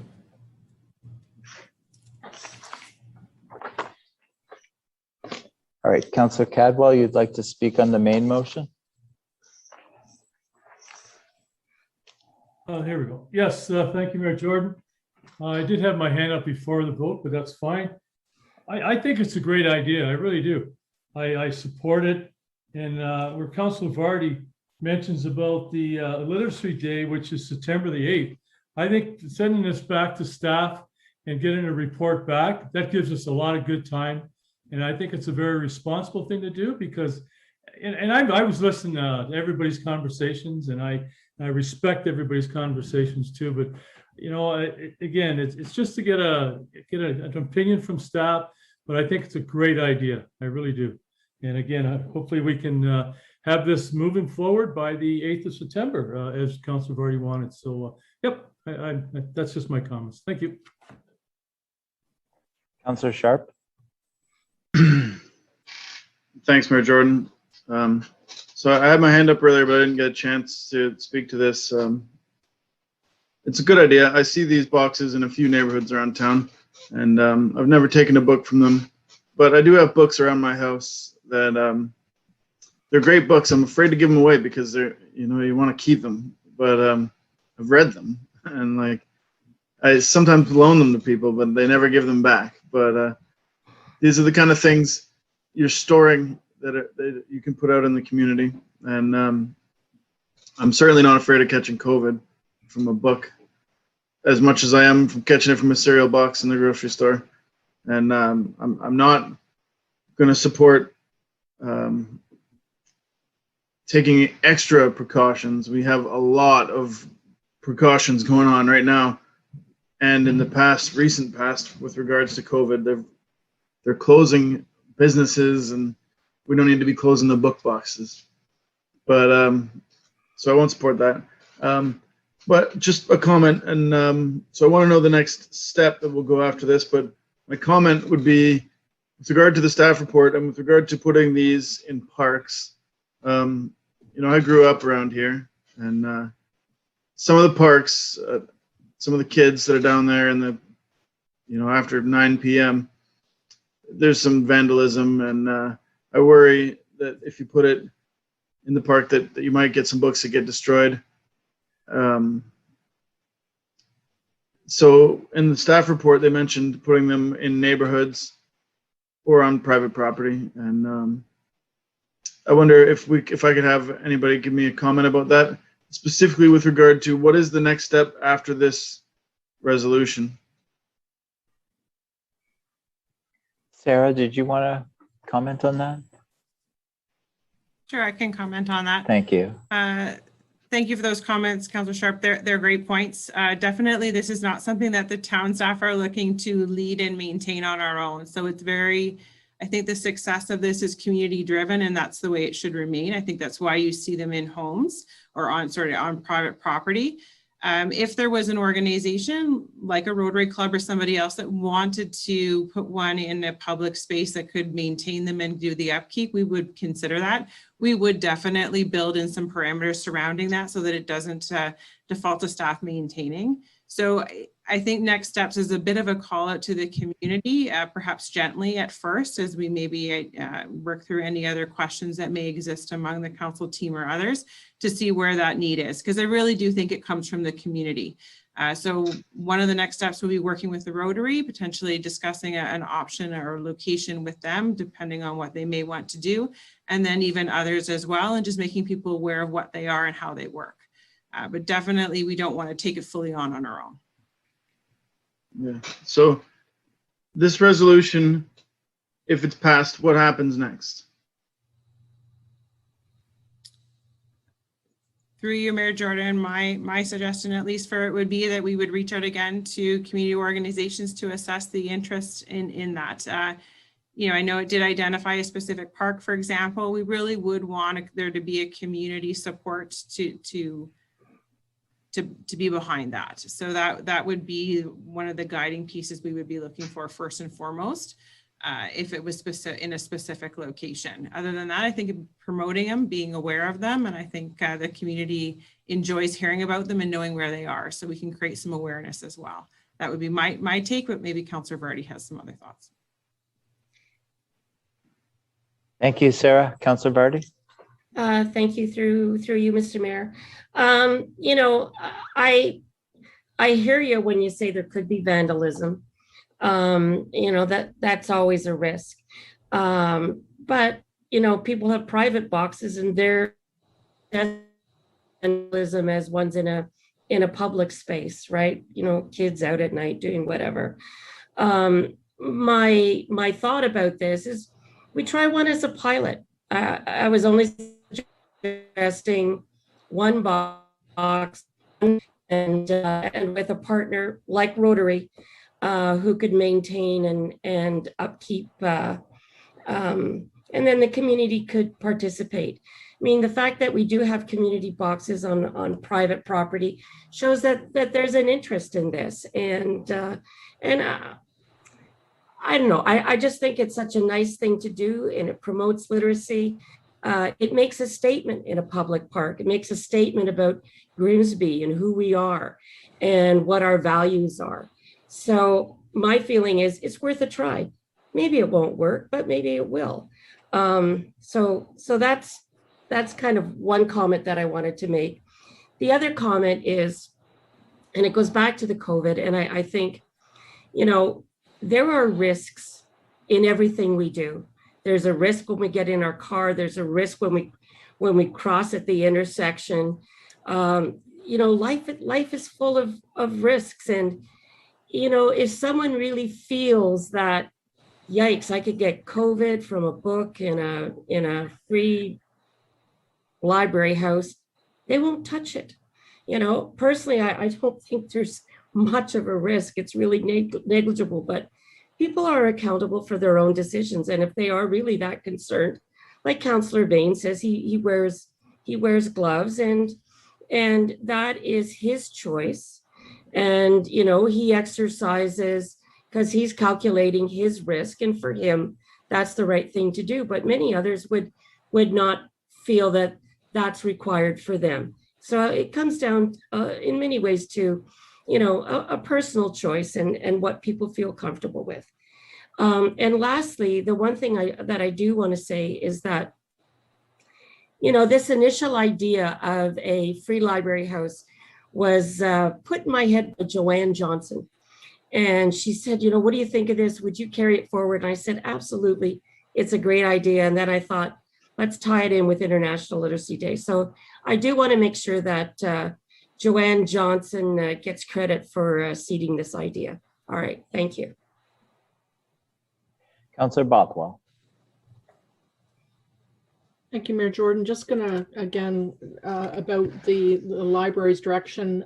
Toronto Public Library has discontinued the quarantine of all library materials as well, following the province of Ontario's direction to eliminate the requirement for public libraries to quarantine materials. This change is consistent with scientific evidence regarding the extremely low risk of transmission of COVID-19 on surfaces. It's also consistent with the actions of many Ontario public libraries, as well as library systems throughout North America that have discontinued the quarantine of library materials. So just, again, just some further clarification on that. Thank you.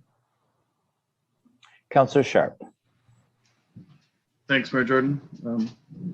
Well, I'm not 100% confident in the province of Ontario's direction on these COVID things. It goes from colored reopening to stages reopening to lockdown to shutdown to don't know where we're at now. So province of Ontario, whatever they think is whatever they think.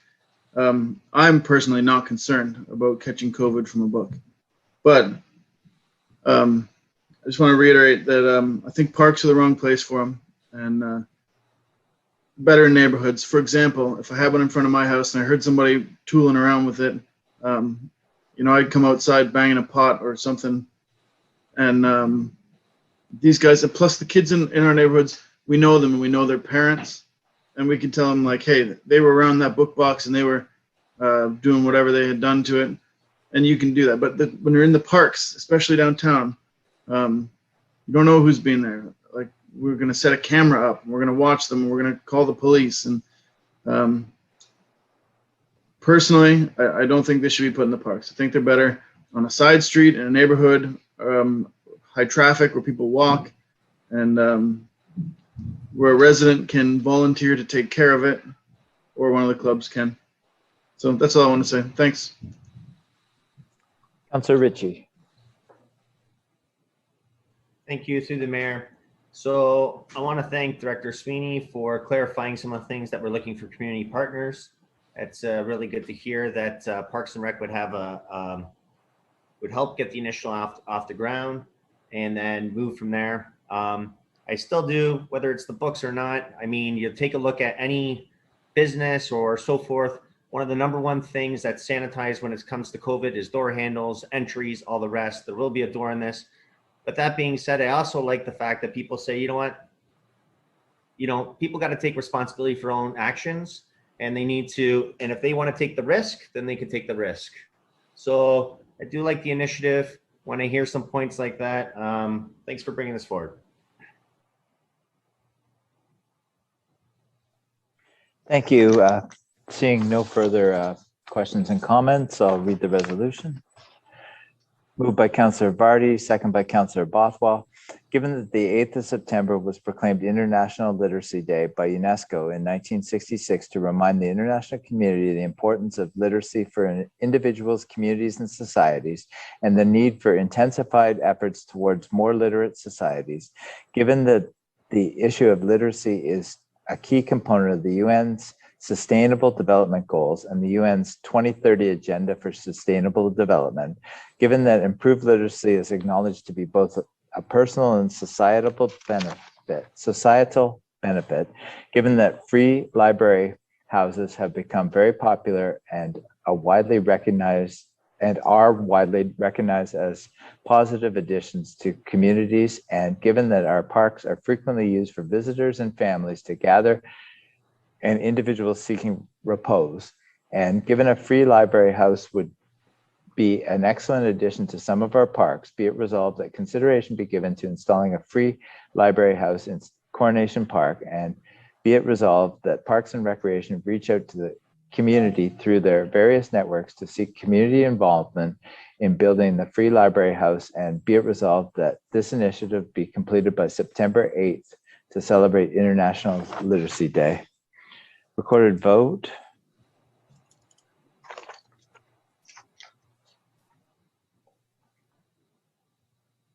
Councillor Bothwell, Yes. Councillor Dunstall, oh, sorry, Councillor Frake, Yes. Councillor Cowell, Yes. Councillor Ritchie, Yes. Councillor Sharp, Yes. Councillor Vane, Yes. Councillor Vardy, Yes. Mayor Jordan, Yes. that's carried.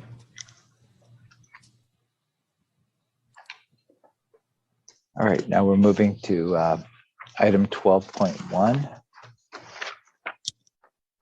A, report DPW 2116, regarding Nellis Road South and Dorchester Drive traffic study.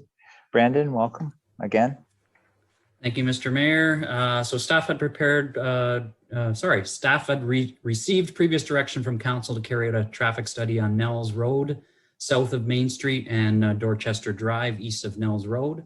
The study was commissioned in an effort to carry out a comprehensive review of traffic safety concerns that have been brought forward over a number of years on Dorchester Drive and in more recent years on Nels Road. The town had commissioned a number of earlier speed-related studies, primarily on Dorchester Drive, with the results showing that Dorchester Drive was operating safely.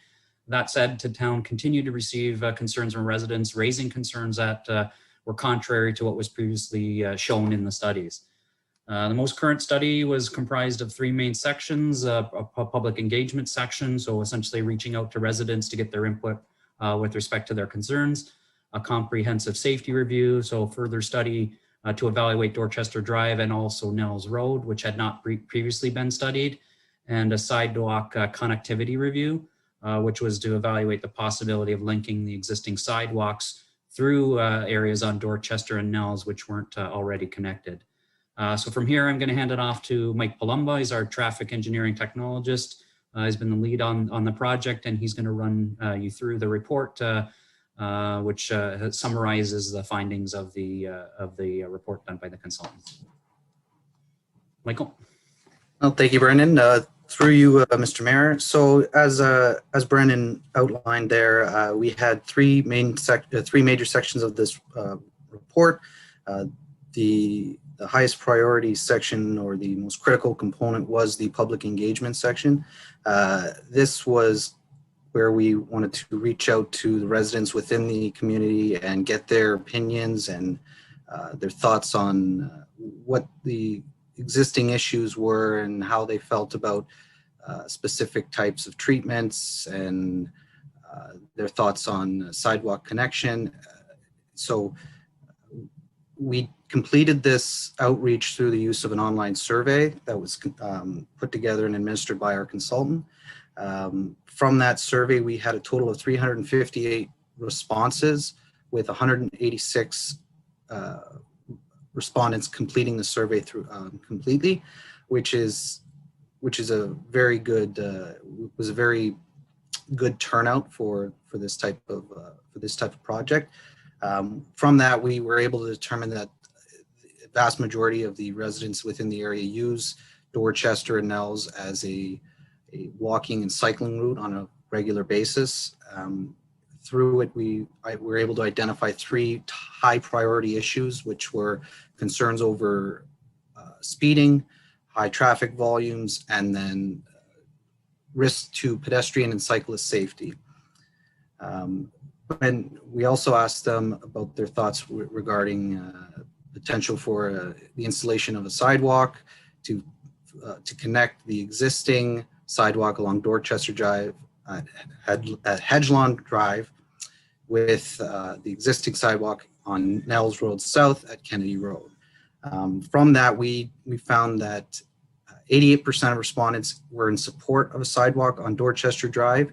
Of that 88%, 68% of them were actually people who lived within the section that was to have a sidewalk installed. On Nels Road South, 87% of the respondents were in support, with 80% of the respondents living directly on Nels Road South. The second section of the report was focused on a road safety review. So this looked at such items as traffic volumes, traffic speed, collision history, pedestrian trends, and other issues that are related to road safety. From that, our consultant was able to identify there were 6 main findings from that. They found that traffic speeds were not of concern for the sections of Dorchester Drive. This was based on multiple years of data that were collected by the town, and also updated counts that were completed through the duration of the study. Traffic speeds along Nels Road South were higher and of cause for concern, which then triggered the need for some additional review. The lack of sidewalks in the section of Dorchester Drive from Hedgelawn to Nels Road South and then along Nels Road South were a cause for concern because of the conflict between pedestrian, cyclists, and motor vehicles. They found some sight distance issues along Dorchester Drive, and along Dorchester Drive, this is mainly due to the presence of parked vehicles and the road geometrics, which include the vertical and horizontal curvature. And then the final main issue was the intersection of Nels Road South and Dorchester Drive. Currently, it's kind of an odd layout. So they identified it as an item that could be addressed going forward. The last section we talk about is the sidewalk connection review. So this portion of the project, we wanted to look at the feasibility of construction of a sidewalk in these sections, and then provide a cost benefit of what it would take to put one in for along Nels and Dorchester. Based on that review, it was determined that the town go ahead with installing a sidewalk along Dorchester Drive and Nels Road South. The sidewalk would run from Hedgelawn to Nels Road South and then up Nels Road South into the existing sidewalk on the west side at Kennedy Road. So that was the bulk of the report. From that, we were able to identify some short-term and long-term goals. In the short term, we've identified that moving forward, we are going to look at continue to monitor in the area, some targeted parking restrictions to help alleviate some of the sightline issues,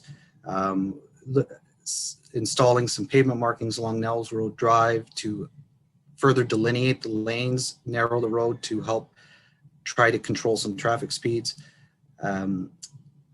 Continued police enforcement. This is a big one. We're going to try to work with the Niagara Regional Police for some targeted enforcement time periods, especially during school when the kids are walking to school down Nels Road South.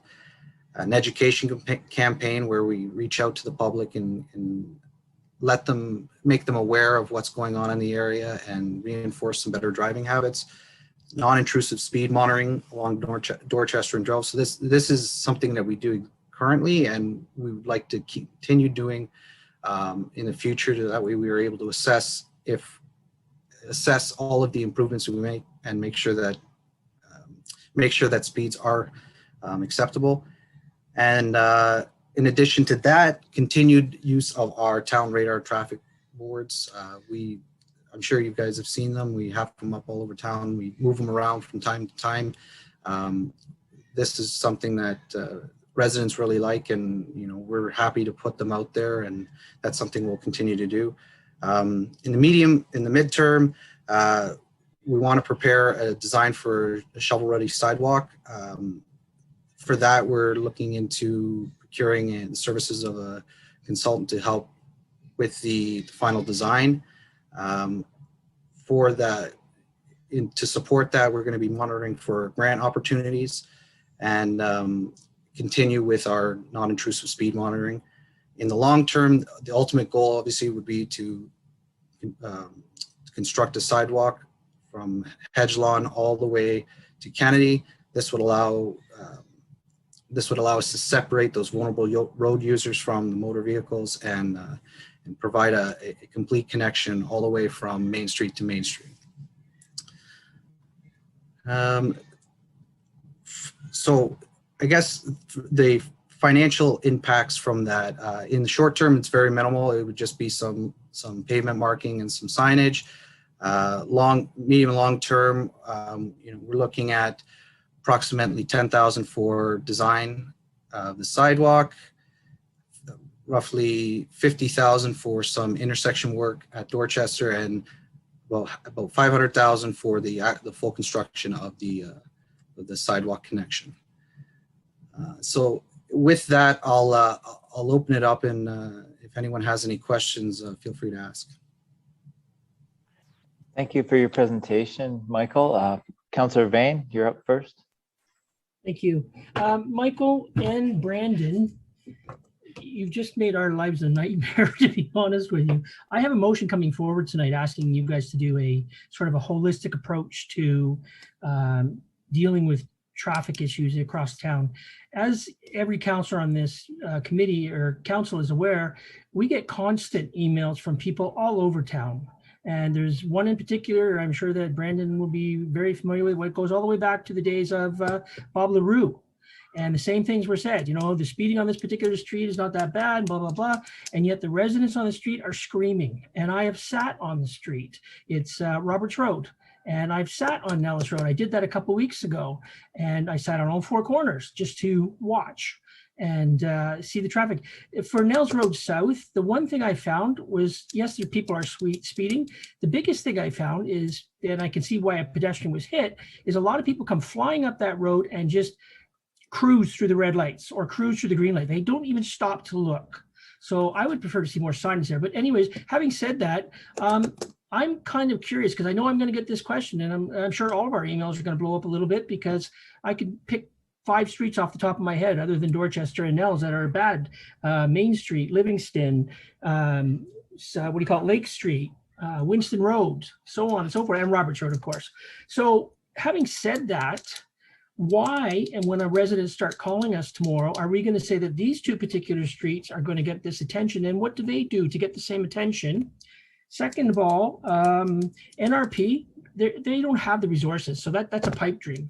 And I'm just being realistic here. They do not have the resources to do traffic. They've made that very clear. They will do little blitzes when they can, but we've got to find a more holistic approach. And that's why I brought the motion forward coming up later. But I guess one of my main questions is, what am I going to say to people who call me up tomorrow and say, why are these two roads getting it? And I've been complaining for 10 years. Sorry to interrupt, Councillor Bain. Just a clarification. These two reports are just being received tonight. So there's no action moving forward right now. So. Okay, I appreciate Okay. that. Thank you. Yeah. It's just, like I say, this is one of the biggest complaints, especially since COVID.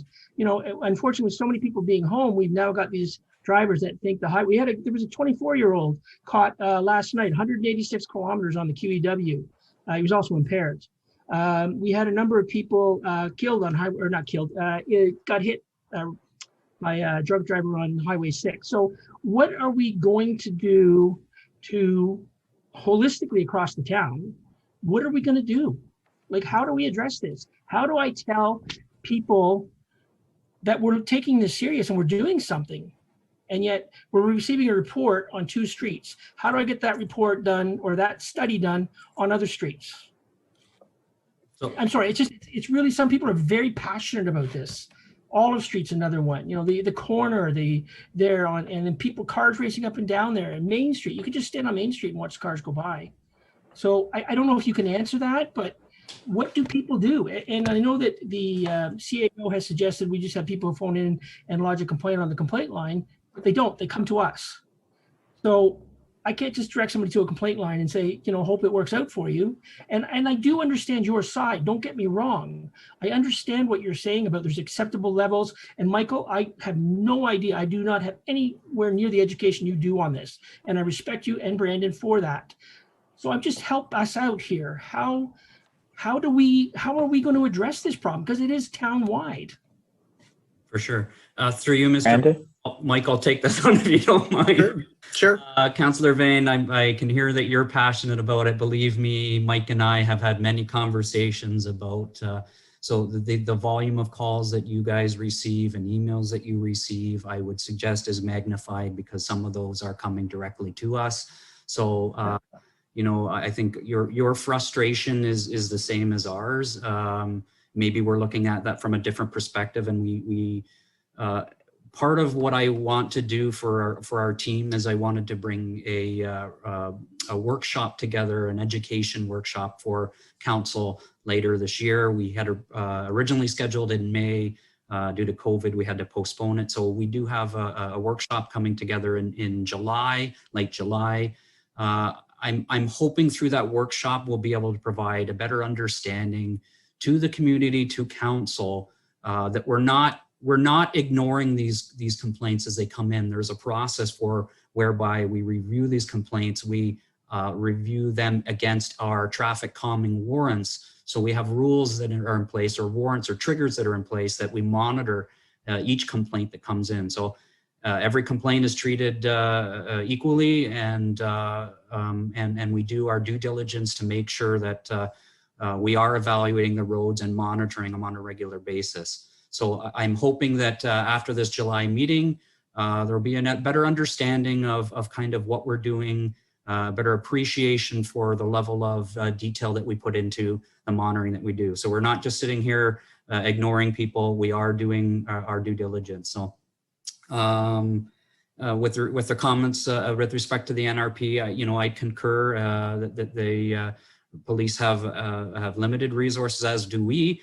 So realistically, asking them to be out at every speed complaint that we get is not maybe feasible. What we are doing, will be doing going forward is we're looking at different means of capturing information.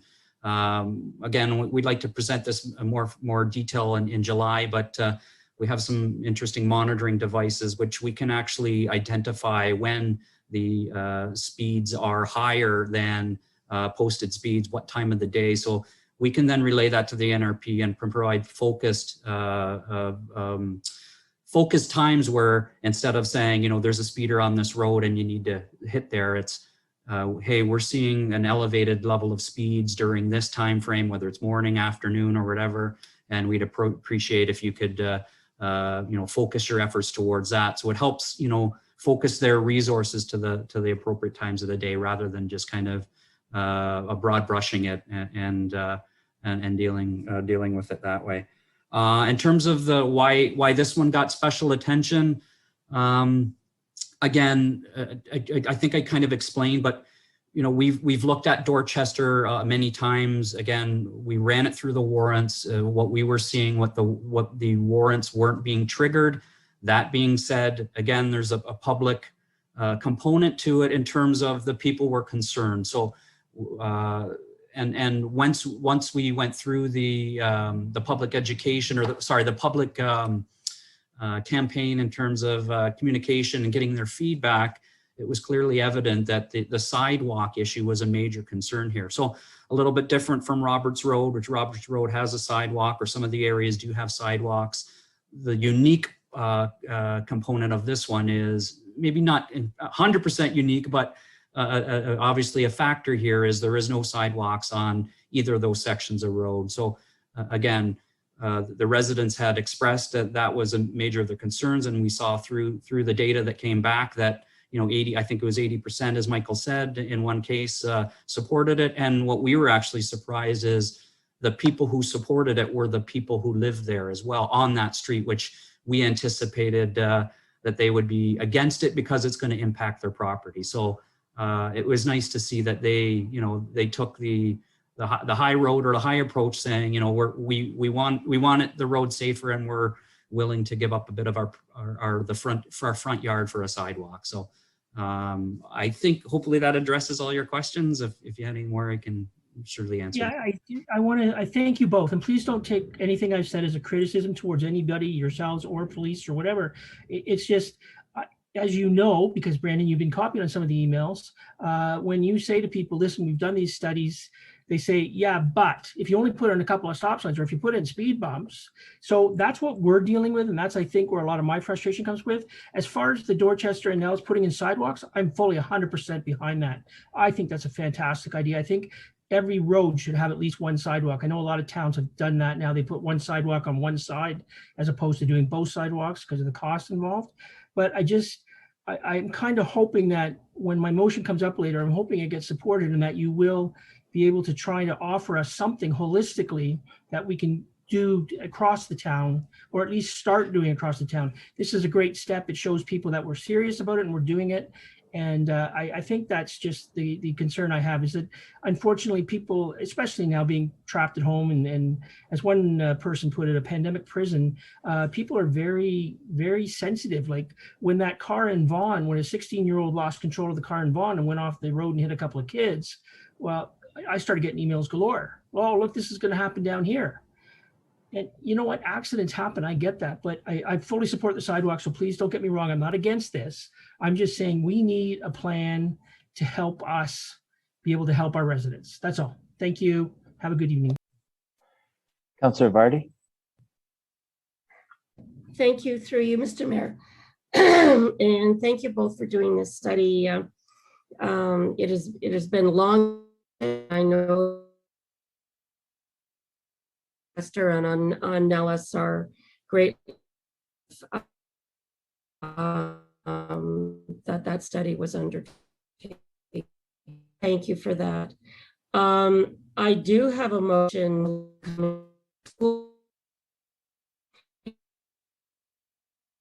Councillor Vardy, you seem to be breaking up. You're very difficult. It's very difficult to hear you. So, do you want me to try again? Yeah, try. It seems to be better right now. Okay. I know you've made immediate suggestions about painting lines and, however, given that there are no sidewalks, both Nellis and Governors, and given that rules, I guess I have a resolution coming up that this zone idea, which would be very easy to implement wouldn't have been part of the study or wouldn't have been included in your propositions? Anybody? Brandon or Michael? Did you get that? Sorry, I did. I apologize. Can you just repeat the last sentence? Yeah, given that there are 3 schools, one at the corner of Main and Governors, and Governors does not have any sidewalks, and that there are 3 schools connected to, for people coming from the west without sidewalks right now. There's one on the corner of Main and Nellis, and then there's one just, I think it's just off Kennedy inwards a little bit, which also has a kind of like a day school JK kindergarten. I guess I'm surprised. Well, I have a motion coming up, or a resolution coming up. I'm surprised that didn't get captured in the report as an immediate action that could be undertaken. So Brandon? I'm actually going to default to Michael on this. Mike, do you mind just providing some context or background with respect to school zones and when they can be applied and when not? Yeah, sure. So yeah, thanks through you, Mr. Merritt. So the issue of making school zones have a specific criteria that have to be met in order for it to be a school zone. So usually it's 150 meters from an entrance. So that's why a location like Governor's Road would fall outside of that. And if you were to put up, say, school zone signage in that area, it wouldn't necessarily be legal. So that was, and the section of Nels Road South was talked about in this throughout the study because there's a high number of school pedestrian traffic. That's why when you read through the report, it's identified as a school route and not a school zone because it does fall outside of that required distance from the school entrance. In that case, would that justify reduced speed signs instead of school zone signs? So the reduced speed signs would have to be, to reduce the speed, you'd have to have a warranted reason for doing it. I mean, you could do it for. Well, your study says on Nellis that there is a warranted reason, right? There's no sidewalks and no, and a lot of pedestrian traffic. Right. And speed issues, so. Yeah, so again, through you, Mr. Mayor, like the focus here is, and again, we wanted to have a more fulsome discussion. I wish this would have occurred before the report came out. So we could explain the intricacies of why we don't recommend just reducing speeds because, drivers drive according to the conditions of the road. If they feel comfortable with a certain speed, that's what they drive. By putting a sign up saying we want you to drive slower, it's not necessarily going to have the effect that the residents or we want out of that. So what we're trying to do is use measures, in this case, a quick or a short-term measure of painting line work on Nels Road. Again, the concept behind that is you're narrowing the travel portion of the roadway. You're giving drivers the sense of a narrower road than normal. And it gives them the sense of, okay, I have to slow down. I have to adjust my speed here. I'm a little more uncomfortable. I think what we've seen with the application of putting signs, reduced speed signs up, without proper enforcement of those signs, you may get a short-term benefit out of it where you get a reduced speed over a short period of time. And in the long run, residents get used to it. There's no cops around here. It's generally, I feel safe. So my speeds are gonna creep up again. So those are a couple of the reasons why you wouldn't default to just posting 40 km/h signs. Is there any risk that when you paint a line, people move away from the center line and move over closer to the side, which then puts them closer to pedestrians walking? I'm just asking the question.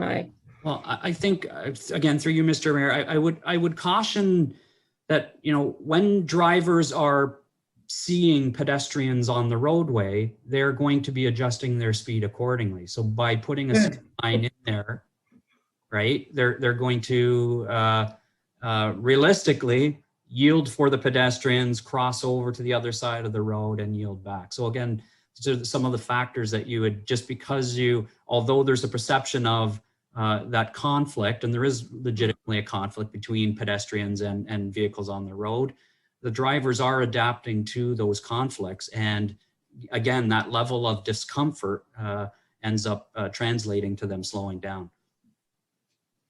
Thank you. Councillor Cadwell. Yes, thank you, Mayor Jordan, through you. To Brandon and Michael, thank you very much for the report. It's very comprehensive, and it shows what the residents on Nellis Road South in Dorchester are looking for, showing the town's support to this. Where I have concerns is a time frame of doing things. I was kind of hoping that we could move a little quicker on this. Excuse me, haven't had dinner yet. It's just, anyways, pardon me. But again, I just reflect back to the Kennedy Road sidewalk that I had the very great support of council back then and staff working, and we got that done very quickly. And I thank the Public Works Department for that. Great job done with the support of at the time, the principal from Nellis School. So I'm wondering, and everything is detailed. I really like it, but I'm just looking at the midterm and long term, where in 2024, you're looking at construction of the sidewalks on Dorchester, and Nellis Road South. So is there a way that we could look at maybe doing Nellis Road South first 1 year? Maybe I was hoping late this year, to be honest with you gentlemen, I really was. But I understand there's budgeting details and everything and all that, Brandon and Michael. But yeah, can we do one sidewalk 1 year and then maybe finish up the next year to help move this quicker? Again, I'm very concerned because last winter, and I believe I sent pictures, I drove down and I parked. It was maybe in January, February, but we had a lot of snow, and the snow windrow was right along the edge of the road. I mean, they got our staff, they plow the edge of the road, and so it was very disturbing for me. And my picture showed some. I think I've got it in my file, but I'll try to find it. Anyways, it showed people walking on the road, and there was nowhere for them to go if a car was to come close to them. So again, I'm really hoping that we can move quicker to this. Again, the report is great. You guys have crossed your I's, you've done a great job. Yeah, sorry, dot your I's, cross your T's. Yeah. So again, that's my question. Is there a chance that we can move this quicker? Again, if we have a winter with a lot of snow, I just hate seeing people walking along the road, and it's just not. And I like your idea of the. I believe the hydrants on Nellis Road South are on the east side, so we're not interfering, Michael, with any utilities with regards to hydrants on having the sidewalk proposed for the west side. Is that you can maybe help me there? And then I just got a couple other comments. Thank you. So thanks through you, Mr. Mayor. Just the timing, obviously, we would like to do it as soon as possible, understanding that, this is a large capital cost. I think we've earmarked it at about $515,000. Yeah. As part of the budget process last year, the 2021 budget process, I did look at it like a 5-year forecast of projects. This project was anticipating that sidewalks would be a recommendation out of this report. I had earmarked where I thought we could fit that within our current budget. You know, what I initially identified as the work being funded from our gas tax amounts that we get from the federal government and provincial government. And with some other works, mainly the shoreline protection along Whitaker Park and the pier, the pump house pier, were kind of competing with each other for that funding. So that was the initial plan. Again, as part of the annual budget process, we will look at what we can move around and what we can prioritize. I think the idea of potentially doing one street before the other or phasing the work over a course of a couple of years could work.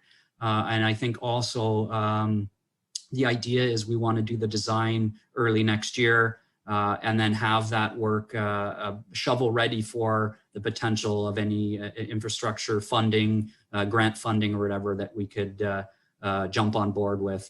Idea being we have a shovel ready project. So when that funding comes out, we can jump on board and look at that to provide that funding. So again, the initial 2024 was an earmark. I will look at it again in terms of where we can, if we can do that sooner. If grant funding comes up, certainly that changes the ballgame. Yeah, thank you, Brandon. With all due respect, what if there's if we have some surpluses from some public works projects? Can we earmark? Because I'm just thinking how we did the Kennedy Road sidewalk. We put, you know, as again with staff's great work to that, it was put together really quick, and I'm very, very grateful for it. So, is there any other? I guess I'm just looking at financial options, Brandon. If we can help to try to move this again, I just cringe if we get a heavy snowfall in the wintertime and people have to walk on the roads. And the other thing I was thinking too, Brandon, we have a capital reserve with regards to our cast iron water main replacement program, and that's just been fantastic, working well. And again, just to add to maybe Councillor Vane's comments, that can we look at putting maybe a sidewalk reserve, not replacement, but an installation, a new installation type of that type of reserve that we could be putting money into every year and doing different areas in the community that need, because I know a lot of the streets that Councillor Vane spoke to, I was thinking about them, they all have sidewalks, pretty much. Roberts Road, east side of Roberts Road, sidewalks. So again, I just want, and I'm hoping that staff, we can prioritize this project as best we can, as quick as we can. Again, the report is great. You guys nailed it. You really did. So again, I'm just timelines. I'm hoping we can maybe move quicker. But thank you very much for the report. Glad to receive it, support it. Thanks. Sure. Thank you, through you, Mr. Mayor. I'll try to. I think I caught everything.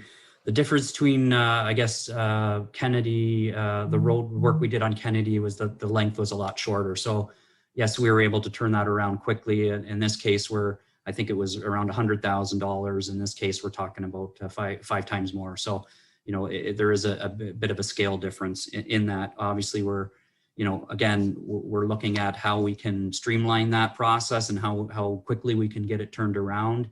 I just don't think it's feasible to try to get it done before the end of the winter, given all the other priorities that we have on the go right now, and the fact that we hadn't budgeted for this work. So if that's council's direction to reprioritize that work, I'm happy to look at other options. But again, I think that's where kind of we stand with that. Again, I think you made a good comment there, which I wanted to share as well. Something that we noticed through the study was even with sidewalks, when we put the sidewalks in, I think council should be prepared to still hear that you're going to get speeding complaints on the road. Was one thing that we saw when we evaluated the data between the areas of Dorchester that had sidewalks and the areas of Dorchester that didn't have sidewalks, there is very different level, very difference in the responses in terms of speeding. So regardless of the sidewalks, residents perceive speeding issues as well. So I just thought that was important to pull out. With respect to the reserves, I would have to default to our finance director. I know there are plans coming forward with respect to how we're going to drive our reserves in the future, and I think we've talked about before through this council the infrastructure levy and how we were going to look at a more comprehensive strategy for assets, managing our assets and replacements and stuff like that. So hopefully that answer those questions. Yeah, thank you, Brandon. Good topics of discussion. Again, you're right. By sidewalks doesn't slow traffic down, but it makes it safer for people to walk. That's my point. And I'll end it on that. And again, thank you very much for all your comments and your hard work too. Councillor Sharp. Yeah, thanks, Mayor Jordan. Is there a question to Brandon or to Michael? Looks like we're taking 2.5 meters out of the front yards of these homes. How much does that take away from the driveway and the parking with these homes? Like, I know a lot of people have a double deep driveway in this neighborhood. Is it enough to keep 4 cars parked in the drive, or does it reduce it to 2 cars in each driveway? Through you, Mr. Mayor, I think we'd have to look at the details of what the specific cross section is going to look like, depending on where the existing infrastructure is. Trees primarily, there's a lot of mature trees along there. But yes, I could concur that yes, it will be an impact to the residents, and that's why I was indicating that it was good to see that there was positive support from those same residents, because we honestly anticipated that there wouldn't be that level of support. So that is a good sign. Yes, it will have an impact in terms of the driveway will be bisected, if you want to call it, with the sidewalk going through there. What the actual offset is yet to be determined. That'll be sorted out through the detailed design phase, and obviously we'll communicate to the residents through that process so they're aware of what they're receiving. The main issue for it being pushed back away from the road is A, for safety, and B, because we have an existing drainage ditch there. Because it's a semi-urban cross-section, we have to maintain roadside drainage through there, so the sidewalk has to be located on the back side of the ditch, rather than if it was a total urban cross-section with curbs and gutters, you can tighten up that sidewalk closer to the edge of the road. So what my question is are we exchanging one problem for another, and we're going to put more cars on the street, and sure, it'll slow them down because there'll be cars on both sides of the road, but people not parking in their driveways, and maybe sometimes people respond to a survey saying, yeah, traffic safety is great, without thinking all the way through to think, I lose 2 parking spaces over this. And I know it's one of the things, if you were considering buying a home, like pre-construction, you want to find what side is the sidewalk going on, and where can I put my cars. And so in these existing neighborhoods that are established, that can be a big loss. When you're a family with kids, adult kids living at home, and more than 2 vehicles, even without, but if you have more than 2 vehicles, or if you're using your driveway for a second vehicle or a motorcycle or something, you can exchange the, I know I wouldn't want a sidewalk at my house, and but I don't live in Dorchester. So thanks, just wanted to comment to that. Councillor Vardy. Yes, through you, Mr. Mayor. I just wanted to remind people we did get $1 million that wasn't anticipated as a result of partial payment for the, or related to the payment for the sale of the biodigester. So perhaps there will be some flexibility. I do fully support Councillor Cadwell's suggestion to try and move this as quickly as possible. Thank you.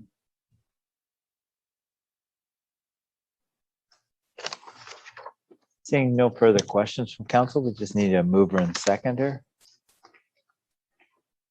Moved by Councillor Bain, second by Councillor Sharp.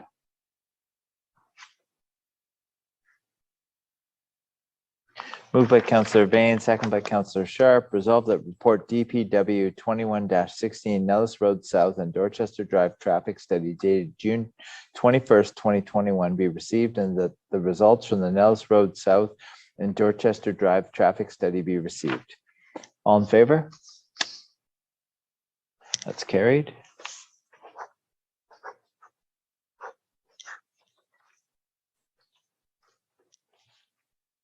Now we move to 11.2B, sorry, 12.2B. Report DPW 2115, consideration for traffic-related council motions. Got a mover and seconder to get it on the floor, and then we can discuss. Moved by Councillor Bain, seconder.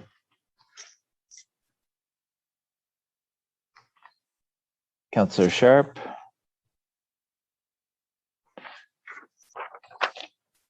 Moved by Councillor Bain, second by Councillor Sharp. Resolved that report DPW 2115, consideration for traffic-related council motions dated June 21, 2021 be received, and the council defer decisions on all traffic-related motions until after the Traffic Safety Education Council workshop scheduled for July 26th. Does any staff want to speak on this? CAO Schlang? Yeah, Brandon will be speaking on this, Mayor. All right, thank you.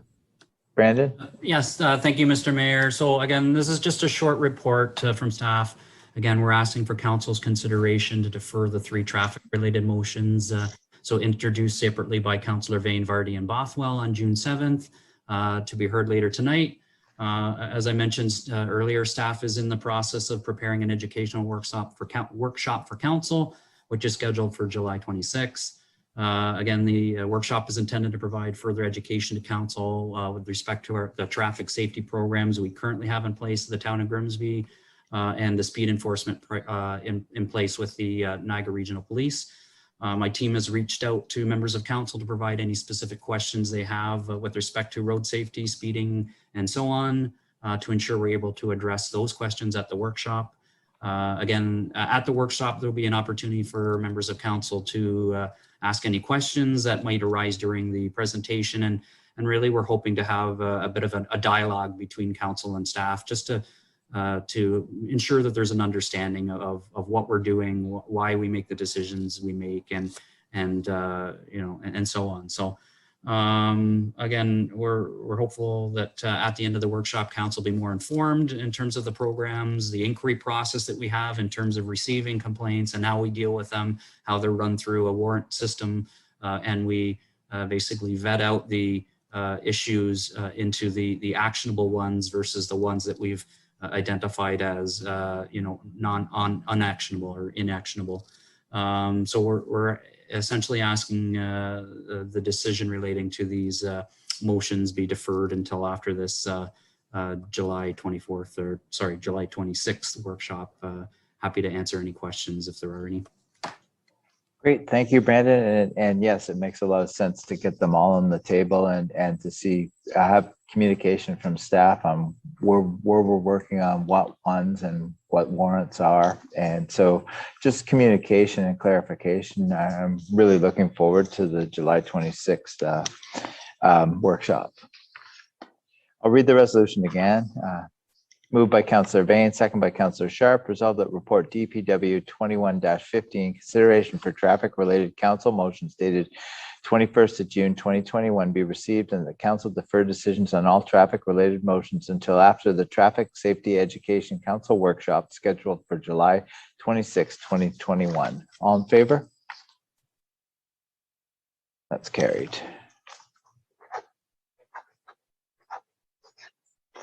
Now we move to item 9.3C, information request regarding regional land transfer. I'm going to speak on that, sir. Brandon again. Thank you.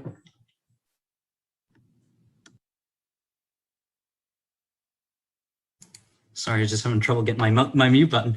So I think this was pulled by Councillor Bothwell. So if there's any questions specifically, I'd be happy to answer them. Councillor Bothwell. Thank you, Mayor Jordan. I appreciate, Brandon, that you put this update on the agenda because it has been on the radar now for 6 years, something like that, since 2014. I think when I started saying, let's get this parcel back in the town's hands, which is where it belongs. And the region has been working on that since that time, and the cogs go very slowly.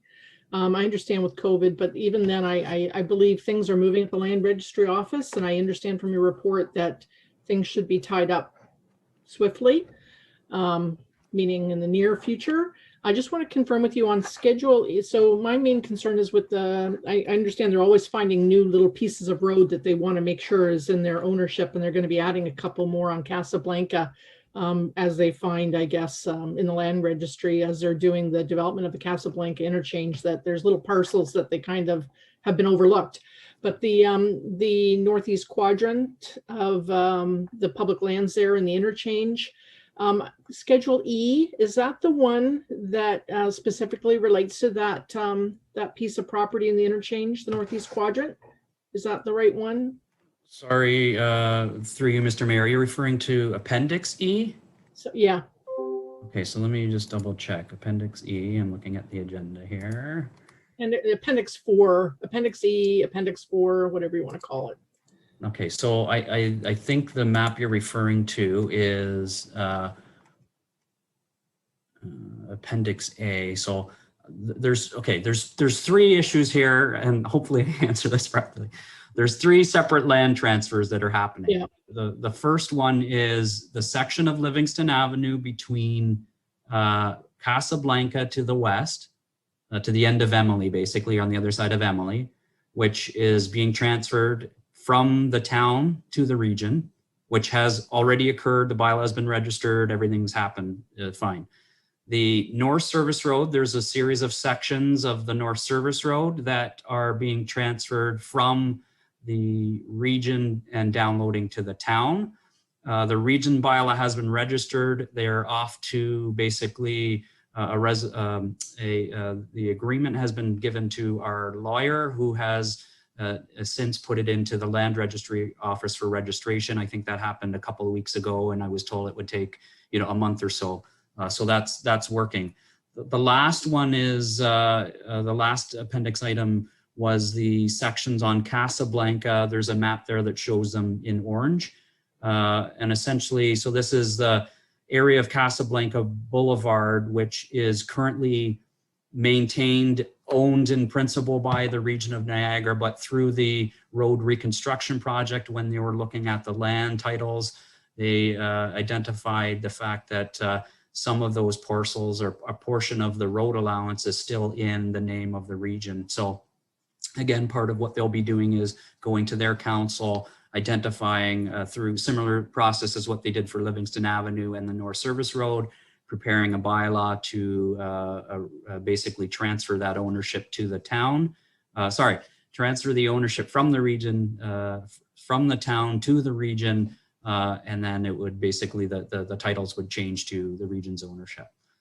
Hopefully that answers that. Well, no, I'm actually specifically referring to the Casablanca Northeast interchange of North Service Road and Casablanca, okay. the treed area in the interchange, and I believe it's on Appendix 4. Okay. I just want to confirm it's pin 4800700289 at the left of the map. So it's showing the North Service Road and it's showing the extension into that green space in the interchange. I just want to confirm that is the parcel that that we're looking at protecting as town-owned lands. Sorry, so you're saying pin 4600700289? Yep, that parcel. So yes, that is one of the sections of parcels in the cloverleaf, if you want to call it, that is being transferred to the town. Okay, I just want to confirm that because that's the one that was originally put in the GO Train secondary plan and removed, and that Mr. Seaman had wanted as high density intensification area and had been removed from that. So I just want to confirm that we are looking still at the town retaining that ownership, and that will be happening very shortly, right? The transfer. Yeah, so again, that one's with the lawyer. Basically, it's been registered. It's being registered through land registry. So as soon as we get word back, they will provide some form of notification that it's now been officially registered. And then, you know, I think that could be a simple email to council saying, hey, it's now been registered, if that's okay with council. I would ask if this be retained on the referred list because of the high visibility and public interest in this particular parcel, that these land transfers continue to come back to council as they become finalized so that we don't lose track of them and they are recorded in the minutes. Sure. I would appreciate if when you do have an update that we can expect something to come back from you with a further update on the resolution of these, if that's okay with you, Brandon. Through you, Mr. Mayor, I think that's quite fine. Yeah. Thank you. Much appreciated. You're welcome. Councillor Vardy. Thank you. Through you, Mr. Mayor, to Brandon. My question is about Appendix A, which is that little section of Livingston that just connects to the dead end. Given that it's really kind of residential there, I guess my worry is, you know, will this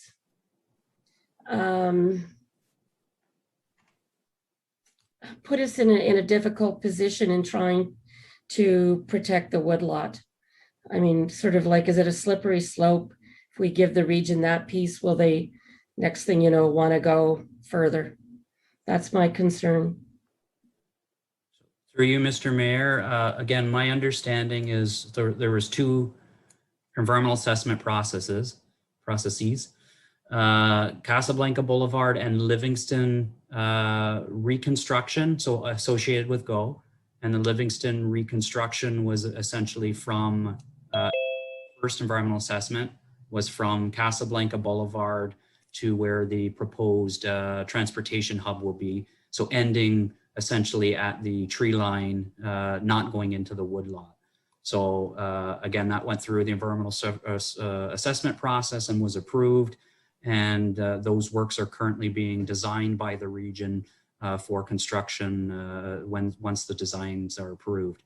With respect to the extension portion, that was again a separate EA that was gone through council, and you know, the town was in opposition to that. But again, I think we all knew that didn't pan out the way that council had wanted. And unfortunately, you know, that is, I guess, still on the table in terms of a possibility of being extended at one point in time.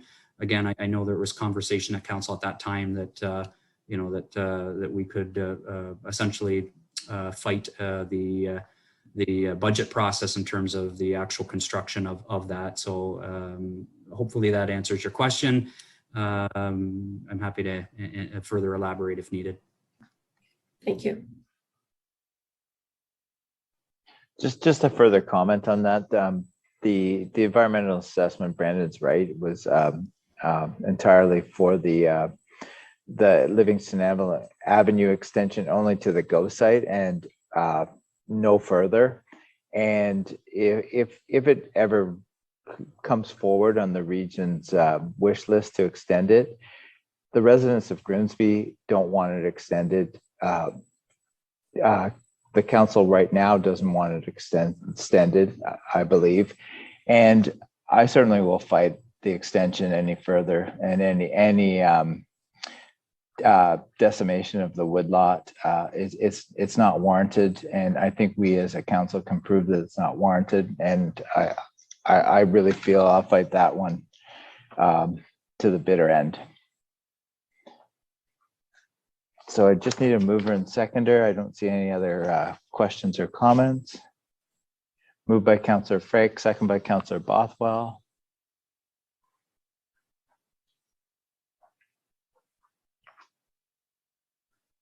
Moved by Councillor Frake, second by Councillor Bothwell. Resolved that the information request dated June 21st, 2021 be received. All in favor?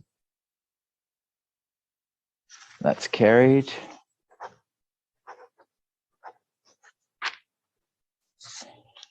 Up next, we move to 12.2A, resolutions. Councillor Bain, develop a plan to address traffic issues across town. I'll have you as, Yeah, I'll move it. Sorry, I'll move it. Yes, thank you. yes. And a seconder to get it on the table. Councillor Ritchie. And Councillor Ritchie, you're first on the speakers list. Thank you. Through you, Mr. Mayor. I thought that we had just received the report from Director Brandon of Operations to defer all these matters until we have our training session. Yeah, if the clerk wants to write up a resolution to defer the three and council's happy to get a mover and seconder, I'd certainly entertain that. Yeah, just like I said, I thought we had already passed the resolution to defer all traffic matters. I don't know if the resolution actually said that, but I'm happy to get clarification from the clerk, because I'd rather defer them till the July 26th information night. I think it really makes sense to talk about them all at that night. Yeah, the clerk's going to draft a motion to defer the three. Thanks for bringing that up. Just point of clarification, Mayor Jordan. Yes. I think the deferral would not be to the traffic information night on July 26th, because I don't believe there's going to be, these motions would then be brought forward for further discussion, unless that's the intent of the clerk. But I expect that session is just for information, and then these would not then be brought forward to August 3rd. So I think when the deferral motion is written, it should be that they be deferred to the August 3rd Council Committee of the Whole meeting. Great. I think that does make sense, and certainly we will talk about them on the 26th, but action on them will be after that. Thank you, Councillor Bothwell.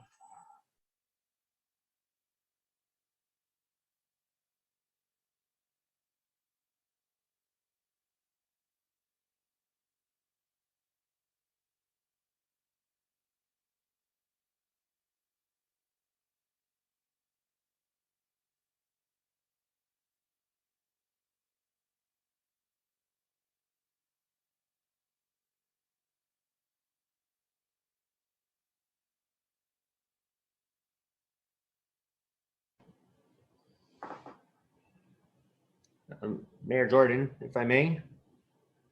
Yes, Councillor Ritchie. Recommendation that said was that report DPW 21-15 consideration for traffic related council motions dated June 21st, 2021 be received, and that council defer decisions on all traffic related motions until after the Traffic Safety Education Council workshop scheduled for July 26, 2021. And that's what we had passed. So I would just assume that these motions are or these resolutions are what they were referring to in that report in which we had just passed.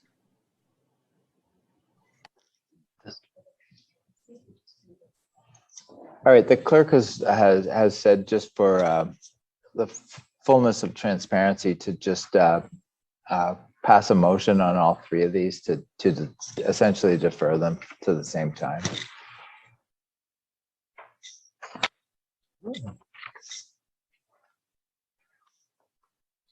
I'll just do the same mover and seconder, if that's okay.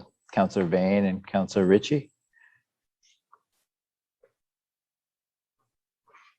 Moved by Councillor Bain, second by Councillor Ritchie. Resolved that the following items be deferred to the August 3rd Committee of the Whole meeting. Develop a plan to address traffic issues across town. School zone, Main and Nellis area, Main and Governor's area. Winston Road, 40km/h low speed zone.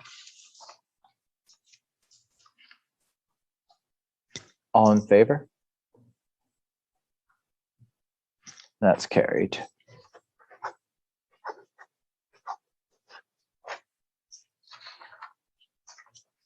Now we move to section 13, planning and development, 13.1 delegations. Craig Rowe, Upper Canada Consultant, 16 Kemp Road.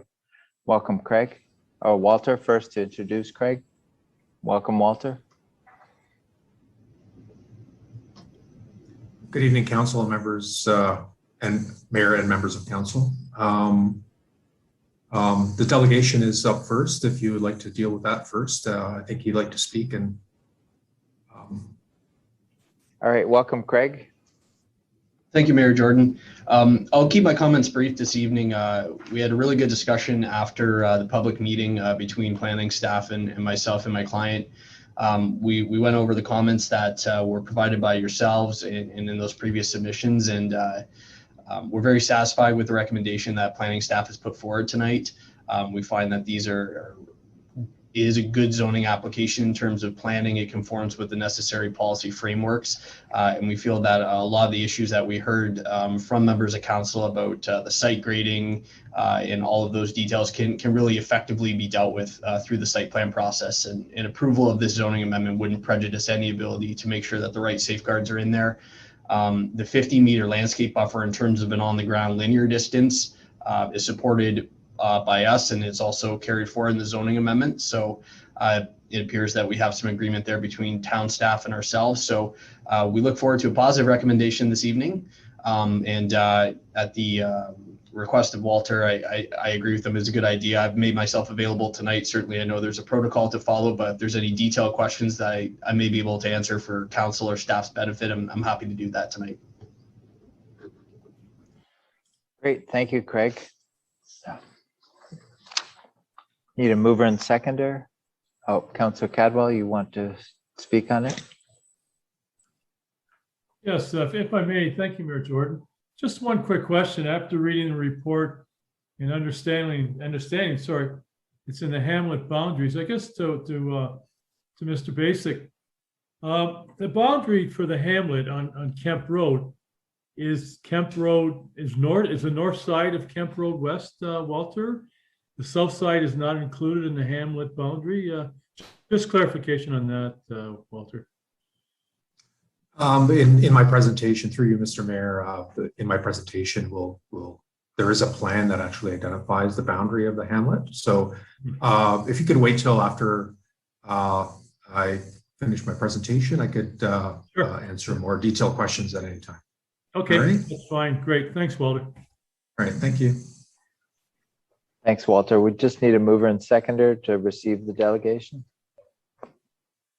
Moved by Councillor Vane, second by Councillor Cadwell.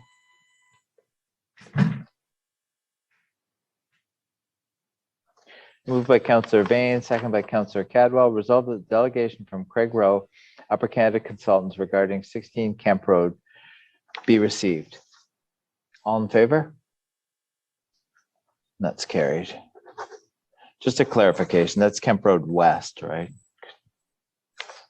That's correct. Yeah, thank you. Probably should be in there since we have a Kemp Road East. And now we move to report 13.2A, PA 21-27 regarding zoning bylaw amendment, 16 Kemp Road West, Richard Caetano. Is that the right one? Walter, now it's your turn. All right. Thank you, Mr. Mayor. Good evening, Mayor and members of council.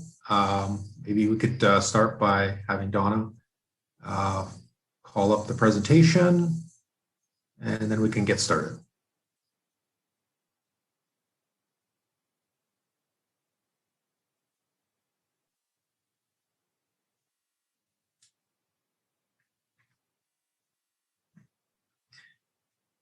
All right, this presentation is intended to be an outline of report PA 2127 regarding, as you said, the zoning amendment application at 16 Kemp Road West, which council received last week. Next slide, please. In my report, I will briefly outline the location and background regarding the application, briefly outline the proposal, outline the agency and public comments, summarize the planning review, and finish with the staff recommendations. Next slide, please. Subject lands are located on the north side of Kemp Road West, just west of Mountain Road. Some of the abutting properties, as you see on the attached plan, are primarily residential properties to the east and to the north. To the west, there is one residential lot which extends more than halfway down the westerly lot line. And then there's an agricultural lot to the northwest. There's a lot across the street on the south side of Kemp Road that was subject of a recent consent application to create 2 residential lots. No construction has started there yet.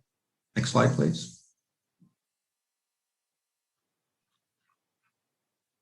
The town received an application for a zoning bylaw amendment for the subject lands known as 16 Kemp Road West to change the zoning of the frontage, that's the orange portion of the site or the plan that you see there, of lands from a specialty crop zone to a hamlet residential zone, and the rear lands in red on the map from a specialty crop zone to a site-specific general employment zone. These amendments are intended to facilitate the future severance of a 0.45 hectare residential lot at the southwest corner of the property, and to permit the legal operation of an existing self-storage business at the rear of the property. Next slide, please. This slide depicts a preliminary site plan that was submitted by the applicant for the public meeting, and it consists of the adaptive reuse of former turkey barns that you see 3 of on the left side of the plan there for conversion to public indoor storage. The second component is the outdoor storage of vehicles and trailers in the rear yard that you see on the right-hand side of in the hatched area. And the installation of a 15-meter wide landscape buffer along the northerly and a portion of the easterly lot lines where the public storage, outside public storage, would abut residential lots. Next slide, please. This slide is an illustration of a potential way to implement the landscape screen, shown here as a 15-meter wide landscape berm and perimeter swale. This is a proposal that was submitted for the public meeting, but is an example of a method that could potentially be used to screen the activities on the site from the residential properties that abut the site. Next slide, please. Application was circulated to external agencies that you see here and internal departments for review and comment. There were no objections raised by any of the circulated agencies and departments. Next slide, please. Comments were received at the February open house and the May public meeting that were held for this application. The following is a summary of some of the comments that we received. There were concerns about the amount of fill required to build a large berm around the perimeter of the property and the amount of truck traffic that it will potentially generate along Kemp Road to truck in the fill. The added truck traffic may have a negative impact on the condition of the road itself. And there were concerns raised by an area residents about the compatibility of the proposed outdoor storage area next to the residential uses and properties, and the concerns about views and privacy and whatnot. Next slide, please. Kemp Road Hamlet, and to speak to Alderman Cadwell's question earlier, as you see, the Kemp Road Hamlet extends beyond Kemp Road. It includes the abutting property on the south side of Kemp Road at the southwest corner and the property on the corner, southeast corner, I'm sorry, of Kemp Road and Mountain Road. So doesn't stop at Kemp Road. It goes slightly past Kemp Road to what used to be a hydro corridor. The Kemp Road secondary plan designates the site's this specific site as a special policy area. The permitted uses within the special policy area designation include single detached dwellings, small scale commercial or industrial commercial uses, including farm implement dealers, or these are examples of the types of uses, convenience stores, gas stations, retail shops, which serve the needs of the hamlet residents and the surrounding area and the traveling public. There are development criteria established within the official plan to designate, or that are designed to address engineering concerns or issues such as stormwater management. Next slide, please. The proposed zoning for the site includes the elimination of all of the permitted uses in the general employment zone, with the exception of the proposed self-storage use and the agricultural use. An outdoor storage use is proposed also to be added as a permitted use within the proposed zoning amendment. Next slide, please.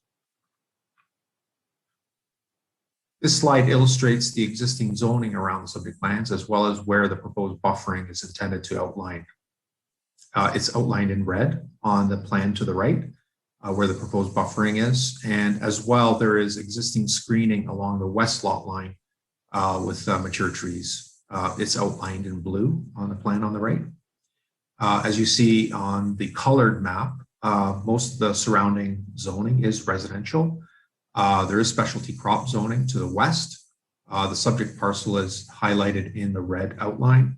And then there is a convenience commercial zoning category on the corner of Camden Mountain. Staff's opinion that the proposed uses would be compatible with the surrounding uses, provided the proposed buffering is implemented in the site. Next slide, please. Again, with regard to the haulage and the transport of trucks through the area to accommodate the construction of a potential berm, the amount of fill that is required for the site will depend on the details on the specific design of the buffer, which may or may not include a berm. As I mentioned previously, a berm is just one of the potential ways of providing the buffer in between the outdoor storage area and the residential lots. If a berm is to be installed, there is a possibility of utilizing existing soil on the property to construct the berm.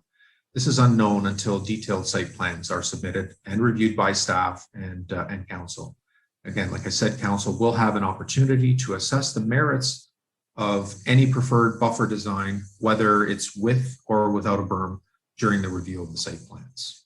Next slide, please. Thank you. There are, again, two additional planning applications that are still required for the proposed development, which include the consent application for the proposed residential lot at the southwest corner of the property, and a site plan application for the non-residential portion of the site that is to be developed.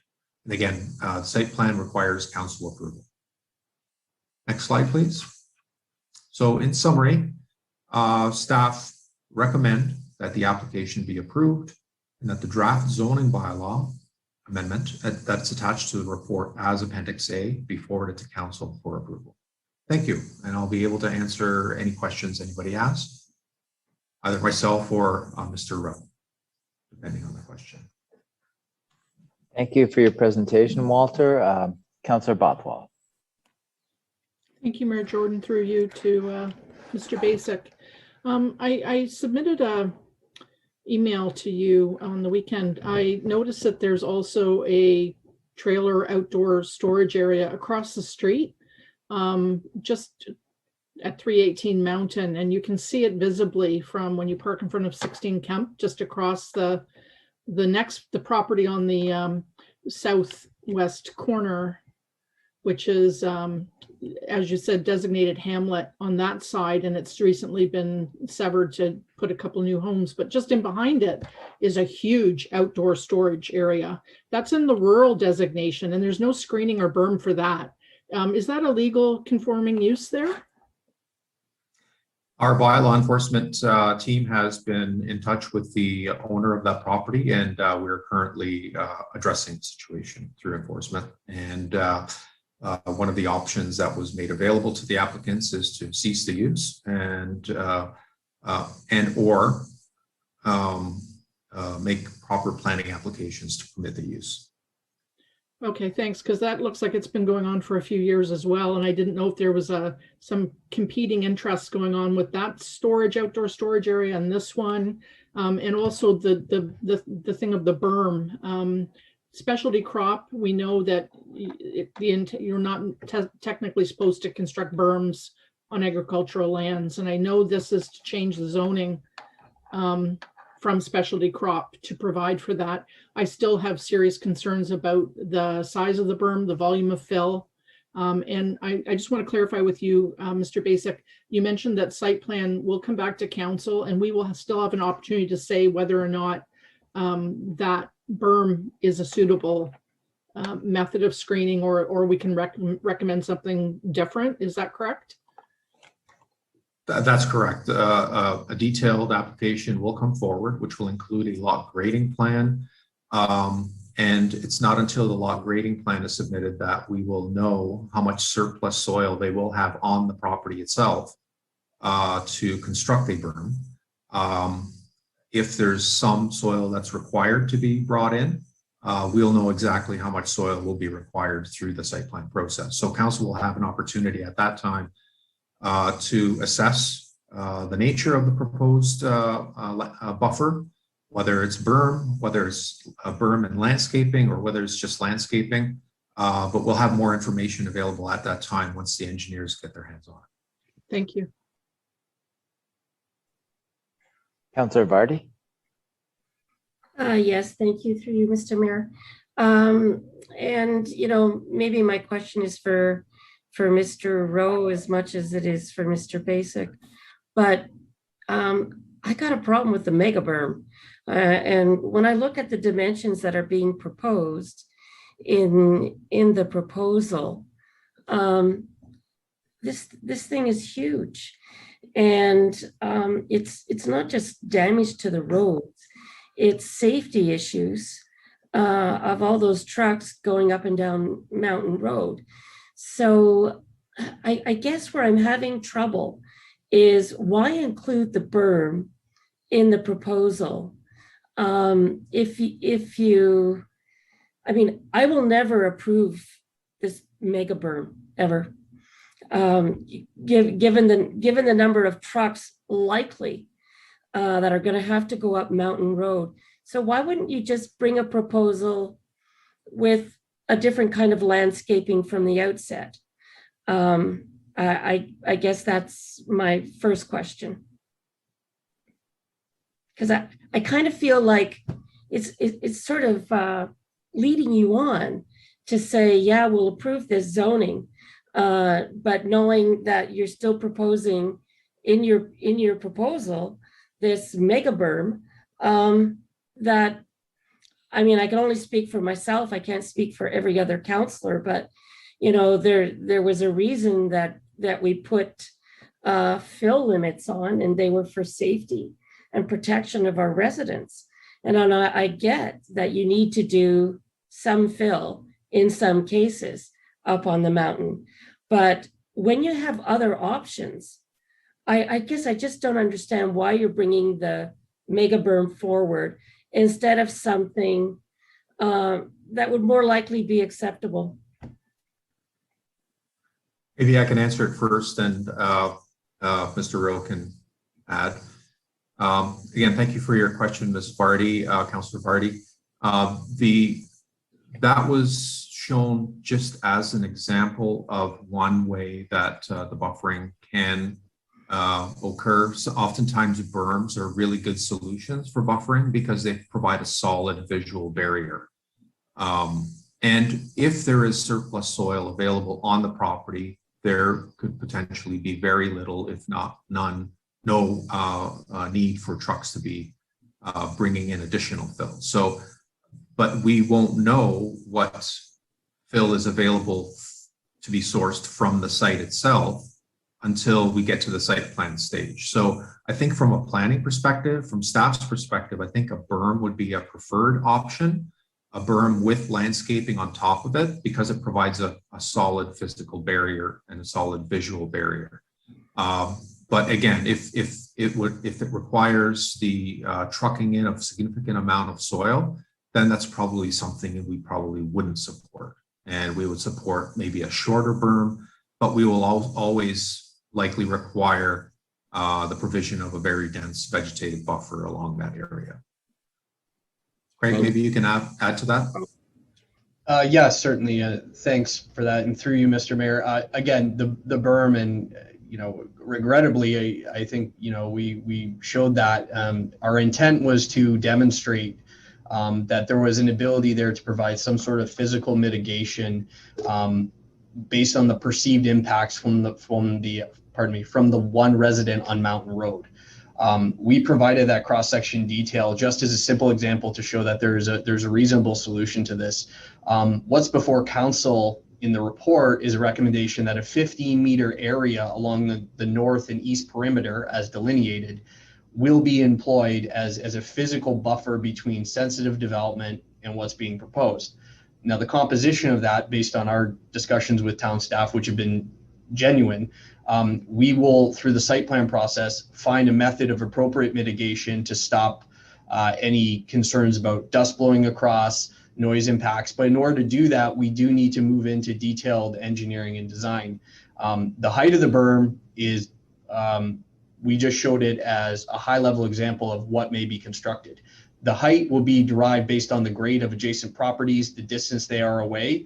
The higher the berm is typically the closer the sensitive development. As you get further away, you lose the line of sight a little bit. So by us providing that example, we just wanted to demonstrate to council that there is an alternative to put it in. From our planning perspective, certainly we agree with Mr. Basic that a vegetated method is better than your traditional woodboard fence that decays and weathers.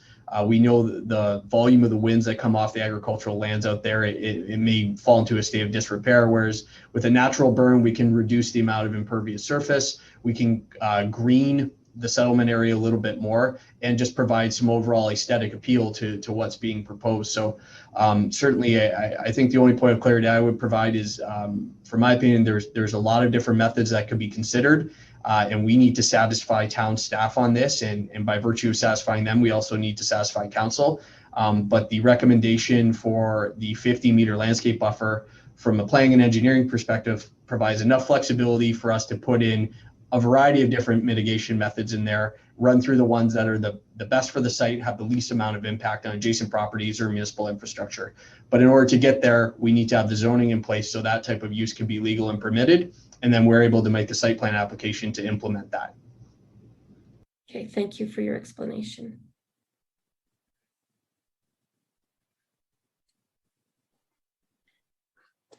Thank you. Seeing no further questions or comments, I need a mover and seconder. Moved by Councillor Bain, second by Councillor Ritchie.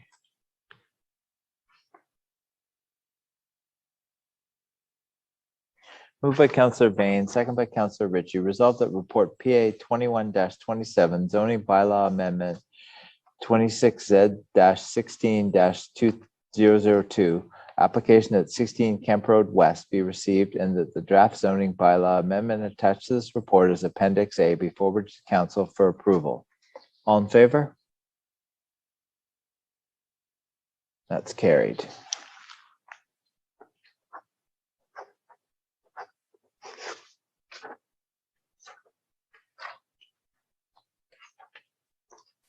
Item 9.4A, the Heritage Conservation District Study. Is that Antonetta? Antonetta, welcome. Thank you. Through you, Mayor Mr. Jordan. Mayor, I believe a counselor had a question. Sorry. Councillor Yeah, Sharp? so that was, it's been 3 hours and 15 minutes. Could we take a small recess? Yeah, I'm happy to take a small recess. Say come back at 8:55. Yeah, thank you. All right, we'll be back at 8:55.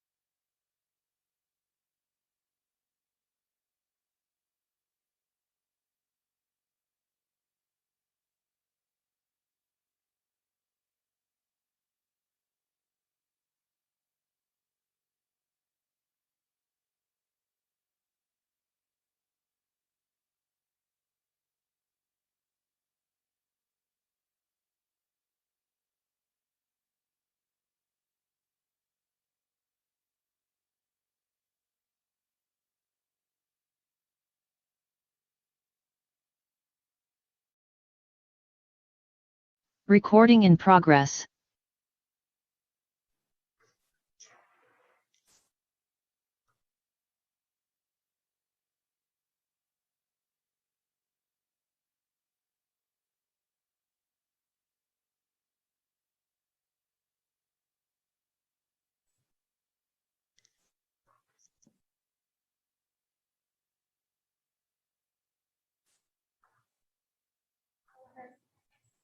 All right, welcome back. Antonetta, we're ready for your report now. So through you, Mr. Mayor, this item was in consent. I believe it was pulled out by Councillor Vardy, so I'm happy to answer any questions regarding the item. Perfect. Councillor Vardy? Yeah, okay, thank you very much. I guess I had a couple of questions, and one, I was surprised you only got one bid. Did that surprise you, Antina? Because I would think there'd be a lot of heritage people with this kind of heritage experience that do this kind of work that would bid on a contract like this. Through you, Mr. Mayor, yes, we were a little surprised as well. What we heard is that some of the consultants who may have bid had a conflict, and in other situations, some consultants just have so much work right now, and so they didn't have time to be able to commit to doing this study for us. Now, when I looked up Stantec, it seemed to me they did more like sort of engineering work, or so I was kind of surprised at them being a candidate. But then you say that they've put together a team. So is this, have they brought in other people with a different background or experience to assist with that? Because it didn't seem to be their main line of work. Through you, Mr. Mayor, yes, Stantec is commonly known as an engineering firm, and we had very similar questions. So we exercised our right to ask for a follow-up interview, and we asked them many of the same questions. They're predominantly known for engineering. How could they make us feel satiated that they could take on this really important task for our community? And so they started a cultural heritage branch of Stantec a couple years ago. And together on this team, they have assembled a team of people now working for Stantec. But individually, when you combine all of their collective experiences, they've worked on 30 heritage conservation districts. And I'll speak frankly, we grilled them quite hard to make sure that they met our expectations for this study. And they did. We did thorough reviews of their resumes, their experience with HCDs. And so we were able to feel confident that while they're predominantly known for being an engineering firm, they are getting into this side of the market, and the people that they have put together have extensive experience with heritage conservation districts. So my final question is, given that they're an international company, and you know, they've got offices in all kind of major cities, are any of these team members physically located close enough that they can actually come and see the area firsthand? Yeah, through you, Mr. Mayor, they told us that as part of their proposal, they had already walked the area and the study boundary and took a look at it. So many, we can assume, are employed out of the Hamilton Stantec office, and they've already visited the site as part of their due diligence before bidding on the proposal. Okay. All right. Thank you very much, Antonetta. You're very welcome. Councillor Bothwell. Thank you, Mayor Jordan. And thanks, Antonetta. I know you gave us a bit of a brief overview at Heritage. Just to clarify, once it's awarded, I think in the RFP it talks about they have to come back within 2 weeks with a project timeline and deliverables and a little more detail about how they're going to meet the expectations in the RFP. Over the 10-month period that they have to do the phase 1, and then the phase 2 is a second 10-month period if an HCD is determined to be warranted. So I just wondered, will we be seeing something come back either through Heritage or through Council as to the next step with respect to this this contract? And then it talks about in the RFP that a project steering committee and technical advisory committee will be struck. The project steering committee at this point and technical advisory committee later if needed. So can you give me an idea on the timeline of those things and what you can expect to happen next?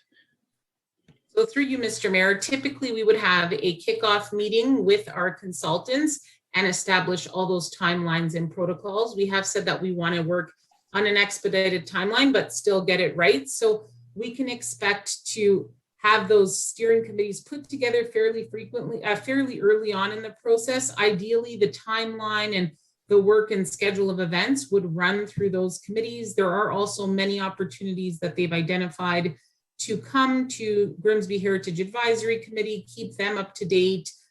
So that will happen as well. But typically once we have our initial kickoff meeting, so after this meeting, these minutes get approved by council, we bring forward an awarding bylaw. After that bylaw is signed, sealed, and delivered, we can then enter into the formal contract with these consultants. We'll set up a project team meeting in that first week, and then we'll develop those timelines from there. And then we can communicate those out. Typically, I think what we'd like to do is do what we've done on Grimsby Beach, post everything online so the community can see the timelines, the phases that we're working with, and just be as transparent as possible with all that information. It sounds good. Thanks. One other quick question. With respect to the current developments that are on Main Street East, the DeSantis and the Losani properties, how are they impacted by this, the study portion? Considering I think there's appeals in place right now, but if the study were to determine that an HCD is warranted and that area was part of it, how would those properties be impacted?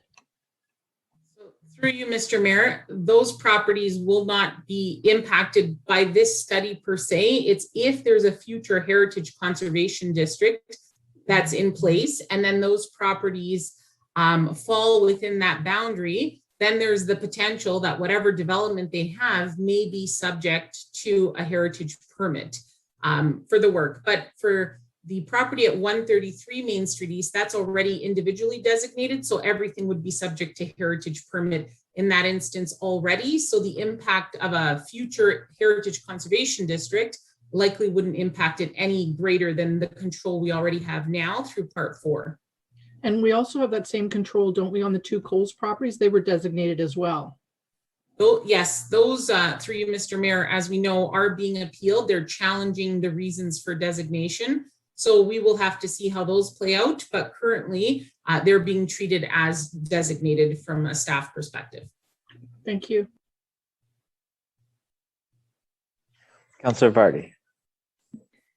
Antonetta, I just want to say I appreciate that the effort that you stated that you're going to put all of this on the web so that people can, get kind of more detail in real time about what's happening with this study, because it is a really critical piece in how Grimsby moves forward. So I just want to say I appreciate that effort that you're doing this, and I'm very pleased that while I had a lot of questions about who got the award, I'm really glad to see it moving forward.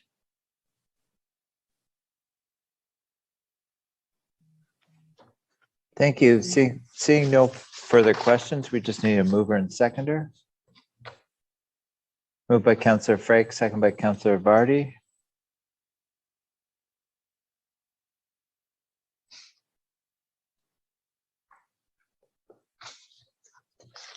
Moved by Councillor Frake, second by Councillor Vardy. Resolved that report PA 21-26 RFP 2021-01 PLN Consulting Services to complete a Heritage Conservation District study of the Main Street East area dated June 21st, 2021 be received, and the Director of Planning, Building and Bylaw be authorized to award the contract to Stantec in the total tendered amount of $88,337, excluding HST. All in favor? And that's carried.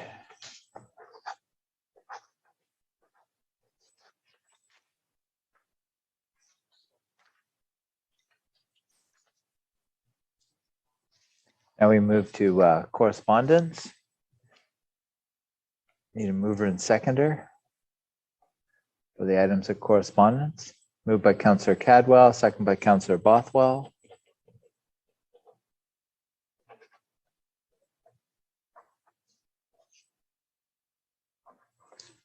Moved by Councillor Cadwell, second by Councillor Bothwell. Resolved that the following correspondence under Administration and Finance be received. Province of Ontario Ministry of Municipal Affairs and Housing entering step 1 of the roadmap to reopen. Province of Ontario Ministry of Natural Resources and Forestry, Rabies Control, City of St. Catharines Lyme Disease Awareness Month. All in favor? That's carried.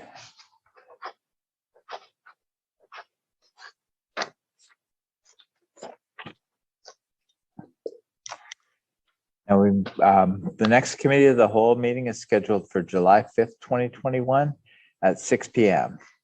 So Councillor Cadwell.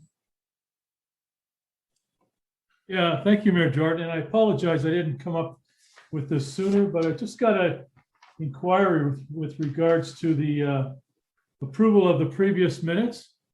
The DIA minutes of Wednesday, April 7th of 2021.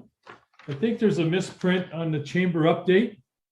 The last line says the chamber's golf tournament will be June the 8th. Proceeds going to Gamma Root. That date is Wednesday, June 23rd. Great, that would be so noted that it's Wednesday, June 23rd, the chamber golf tournament. Great. And they're capped out at 100 golfers. That's awesome. Great, thank you. You're welcome. So meeting is adjourned and we will be starting up in 2 minutes to start up our regular council meeting.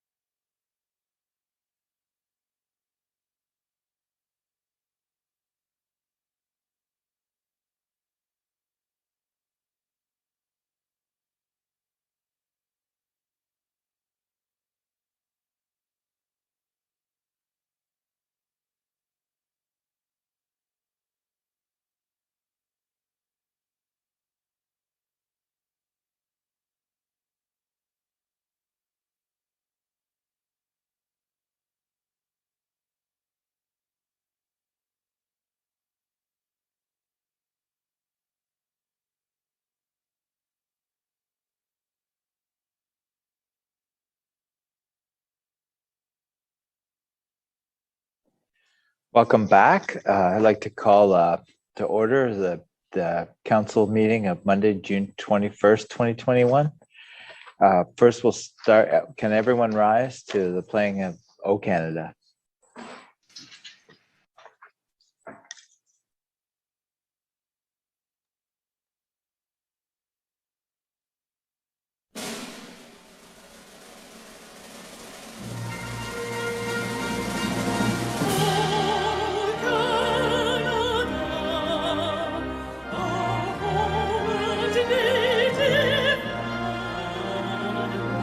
True patriot love.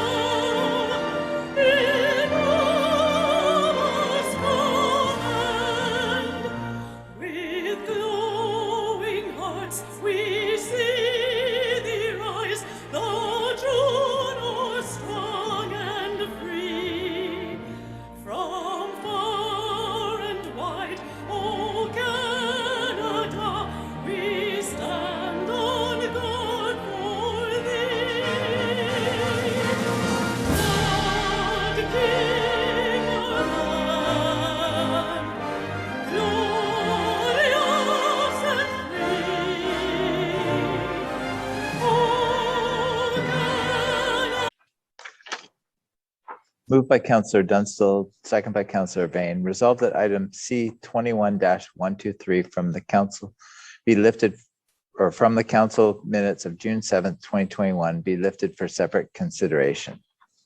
All in favor? All right, maybe I'll ask for a recorded vote because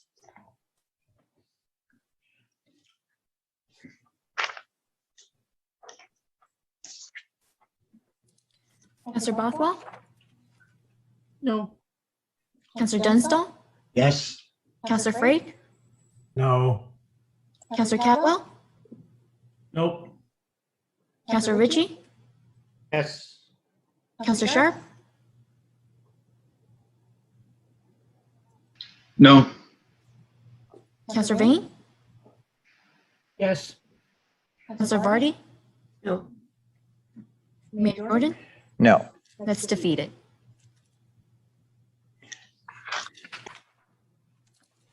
Now we need a mover and seconder for the, Councillor Bothwell. Thank Sorry. you, Mayor Jordan. Sorry again, it's with respect to the committee of the whole minutes of June 7th as well. I just don't see a response to my information request in those minutes on the agenda today. So just asking if that can be addressed.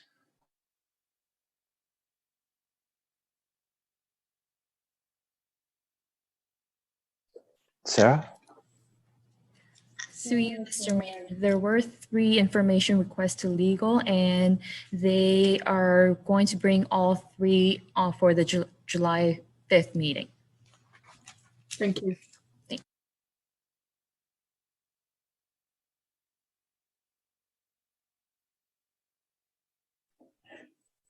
All right, just a comment on the one. I thought it would be solved whether it was a legal opinion or not. If it was formal or not formal, it should have been, that information request should have been dealt with in a timely manner. So I guess it isn't. All right, so Councillor Ritchie. Thank you. Through you, Mr. Mayor. With the information request, I'm just curious. I heard that they're going to legal. Is this going to be costing money if they go to legal? Because my understanding is that information request should never cost us any money whatsoever. It should be information that staff already has and give it to us. So just curious in regards to a point of clarification on these information requests. Maybe I could ask the clerk for that. Sarah?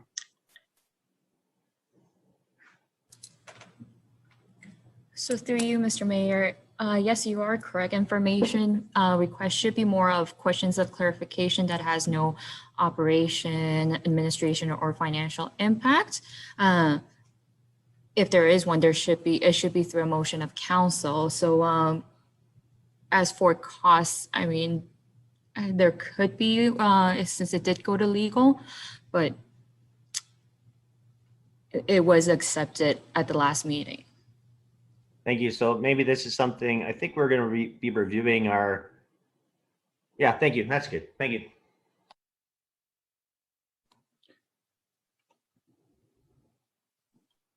Councillor Bothwell, did you have Just something want to else? Thank you. Just to add to that, and your, my information request was directed to the chair as to whether that piece of email was legal advice or not.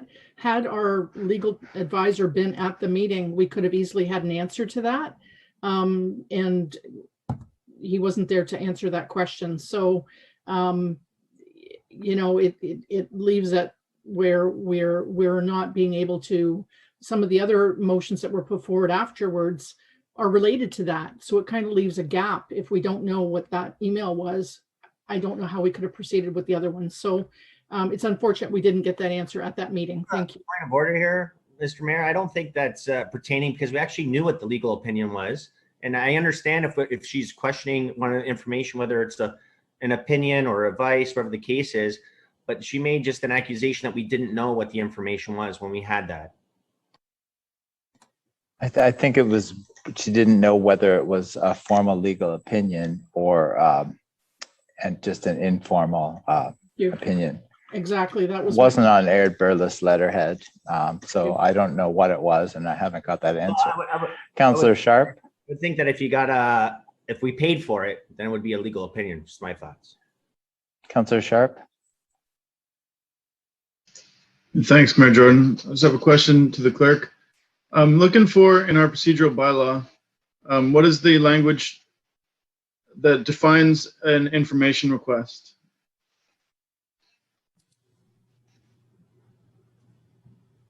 Through you, Mr. Mayor. Currently, under our procedural bylaw, we don't define any mention of information requests. So where does the line get drawn when I can ask for information? Could I ask, I don't know, what's the meaning of life? Or I'm kidding. Could I ask for something more complex, like information on the cost of building a new arena, or information on, I don't know, the state of our roads, stuff that might require a consultant or a professional's opinion? How would we, does that require a resolution from council to do that? And what's the difference between these information requests that we've been proposing and those information requests? Sarah will comment on that.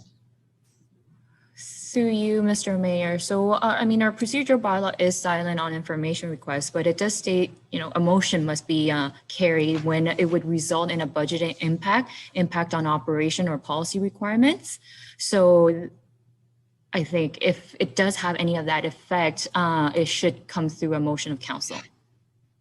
So I'm also looking at the section on motions, and it says that a motion that has not been seconded shall not be recorded in the minutes. And so these requests for information and these requests to seek consultation from professionals via information requests, which are not in our procedural bylaw, then and they're not seconded or voted on, do they exist? Are they actual things, or are they just questions being said out loud?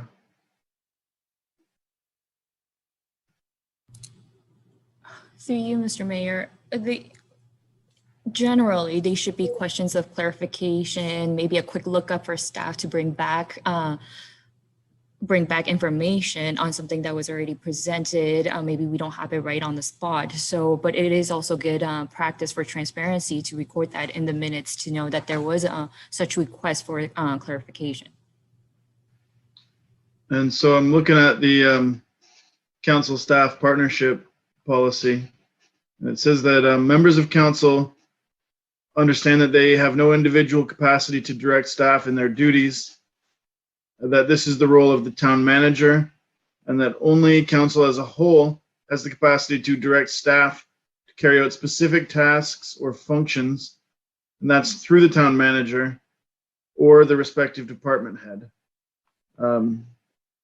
So no resolution and no debate, and essentially direction from one councillor.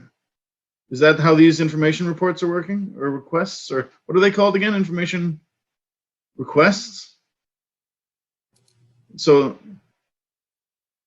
can I ask for an information request at any time that I want? Again, it should be more of a question of clarification, something that we have readily available. It's just a matter of us coming back later. Anything with an impact should be done through a motion of council. So I'm thinking about, in the past, we had an information request from Councillor Bothwell with regards to advice from our legal, and he wrote a report to us, and then we later got the bill for that report. It was like $11,000 or something, and $11,000. And then I consider during the budget in 2020, we debated over Wi-Fi sticks for the library that were $5,000, right? And we spent hours going through this budget, and we debated over these $5,000 Wi-Fi sticks, and we debated over $16,000 worth of different items, and that now we have information being requested with a price tag, in this case of $11,000, and then so now there's another information request that we don't have a price tag to. There's no upset limit,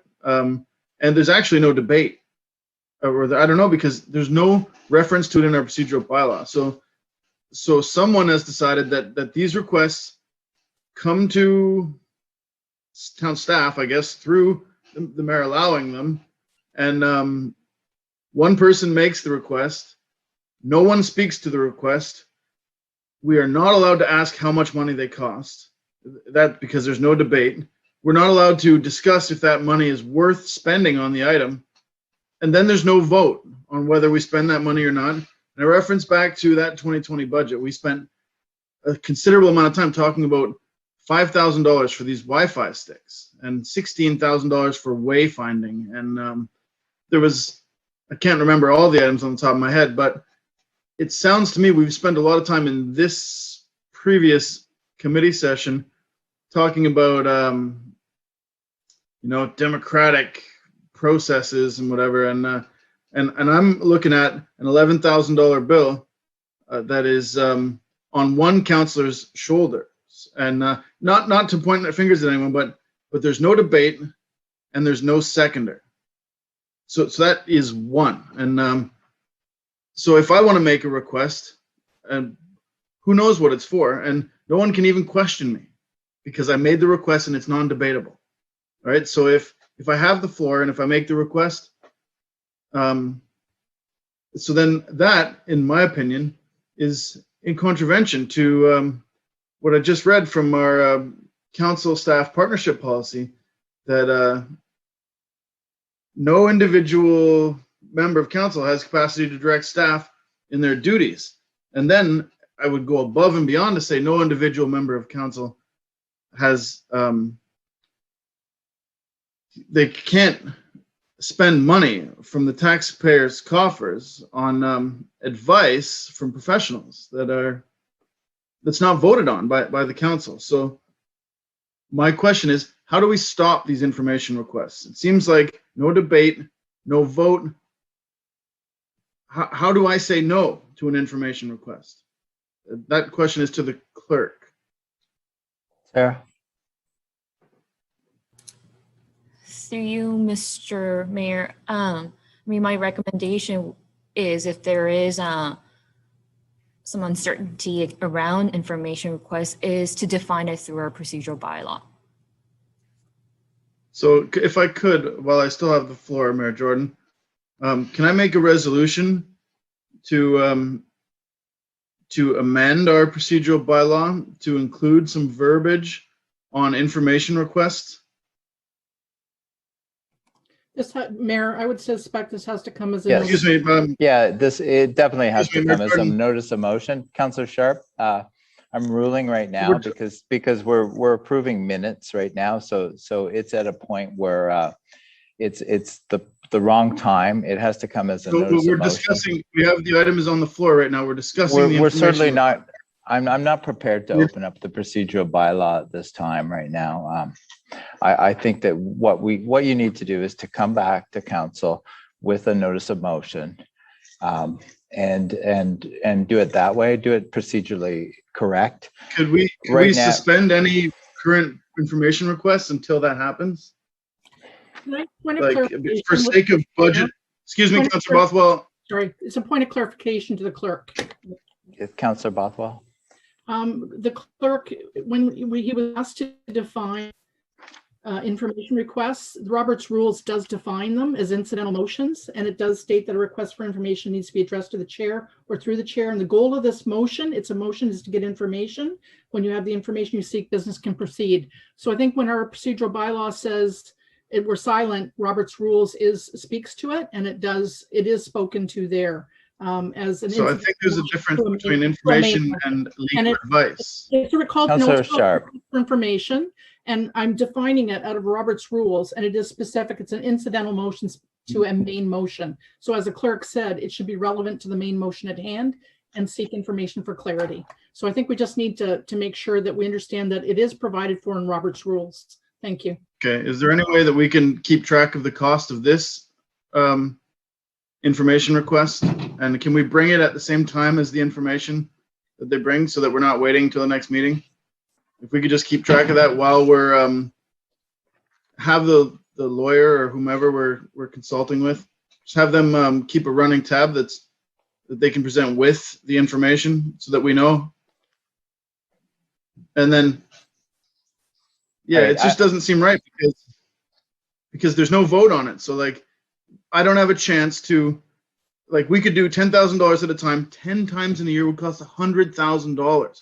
That's the cost of that heritage study. We just approved 88,000. Like, these information requests can really add up. And like, we have a duty. I have a duty to consider the budget on that. But I'm not allowed to until the information has already been received and paid for in some cases. And I don't know which cases. So Robert's rules or not, these budget items, I think, need to be voted on. All right. Thank you, Councillor Sharp. I need a mover and seconder to approve the previous minutes. Mayor Jordan, I have my hand raised. Yeah, we're completely off topic, so I'm moving back on topic. Mover and seconder to approve the previous minutes, please. Moved by Councillor Frank, second by Councillor Dunstall.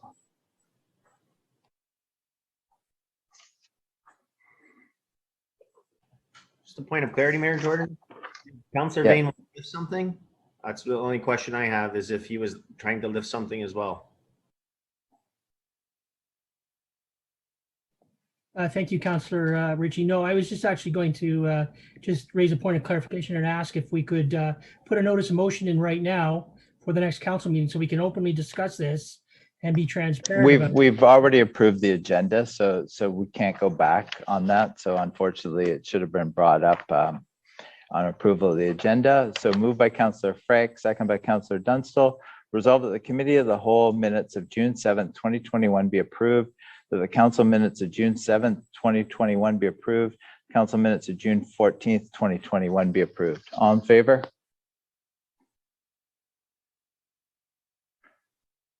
Some hands are up, some hands are down. Let's do a recorded vote. Councillor Bothwell, Yes. Councillor Dunstall, Yes. Councillor Frake, Yes. Councillor Catwell, Yes. Councillor Ritchie, Councillor Sharp, Yes. Councillor Vane, Yes. Councillor Vardy, Yes. Mayor Jordan. Yes. That's carried. All right, now we move to number 8, reports. Report DPW 2112 regarding the 2020 development charges background study, amendum and amending bylaw. Need a mover and seconder.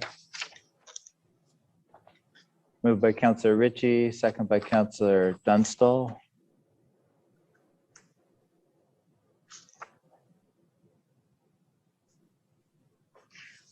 Moved by Councillor Ritchie, second by Councillor Dunstall. Resolved that report DPW 21-12 2020 development charges background study addendum and amending bylaw dated June 21st, 2021 be received, and the council approved bylaw 21-44, a bylaw to amend bylaw 21-14 respecting development charges for the town of Grimsby at their regularly scheduled council meeting on June 21st, 2021. All in favor? That's carried.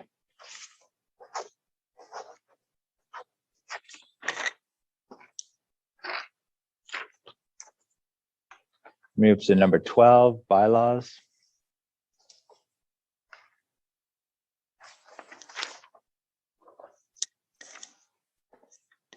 Need a mover and seconder.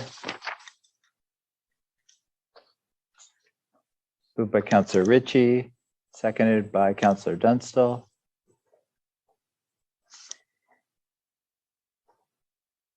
Moved by Councillor Ritchie, second by Councillor Dunstall. Resolved that leave be given to introduce bylaw 21-43 and 21-44, and that same be read a first time. All in favor?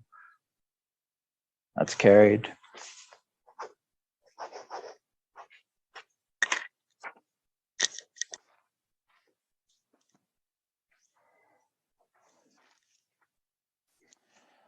Need a mover and seconder for second and third reading. Councillor Ritchie, Councillor Vardy.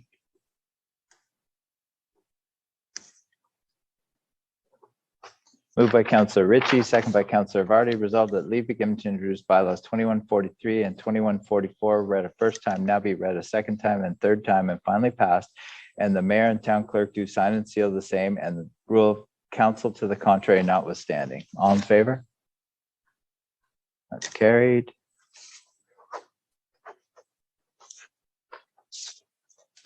Move to number 13. Are there any announcements? Councillor Cadwell. Yeah, thank you, Mayor Jordan. I'll be real quick. My apologies. I had my dates crossed with regards to the Chamber Golf Tournament at the Committee of the Whole meeting. I referenced it's the 23rd. The tournament is the 24th, which is a Thursday. My apologies. That's it. All right, thank you. Councillor Vardy. Yeah, I'd just like to congratulate one of our newest businesses in downtown Grimsby, Jordan's Flowers. Great sign, Jeff. You and Rebecca have done a really lovely job. So I just wanted to wish you all the best to you and Rebecca in this endeavor. And I have to say, I love the flowers sign out front. Well, thank you very much, even though it may not be an appropriate time to do it. I appreciate that. Any other announcements? Seeing none, next meeting for council is scheduled for July 5th, 2021, following the Committee of the Whole. And we have the confirming bylaw. Need a mover and seconder for the confirming bylaw. Moved by Councillor Cadwell, second by Councillor Bothwell.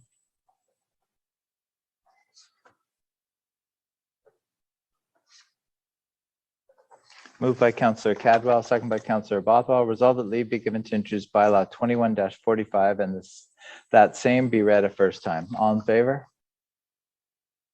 That's carried. Mover and seconder for second and third reading. Councillor Vardy, Councillor Ritchie.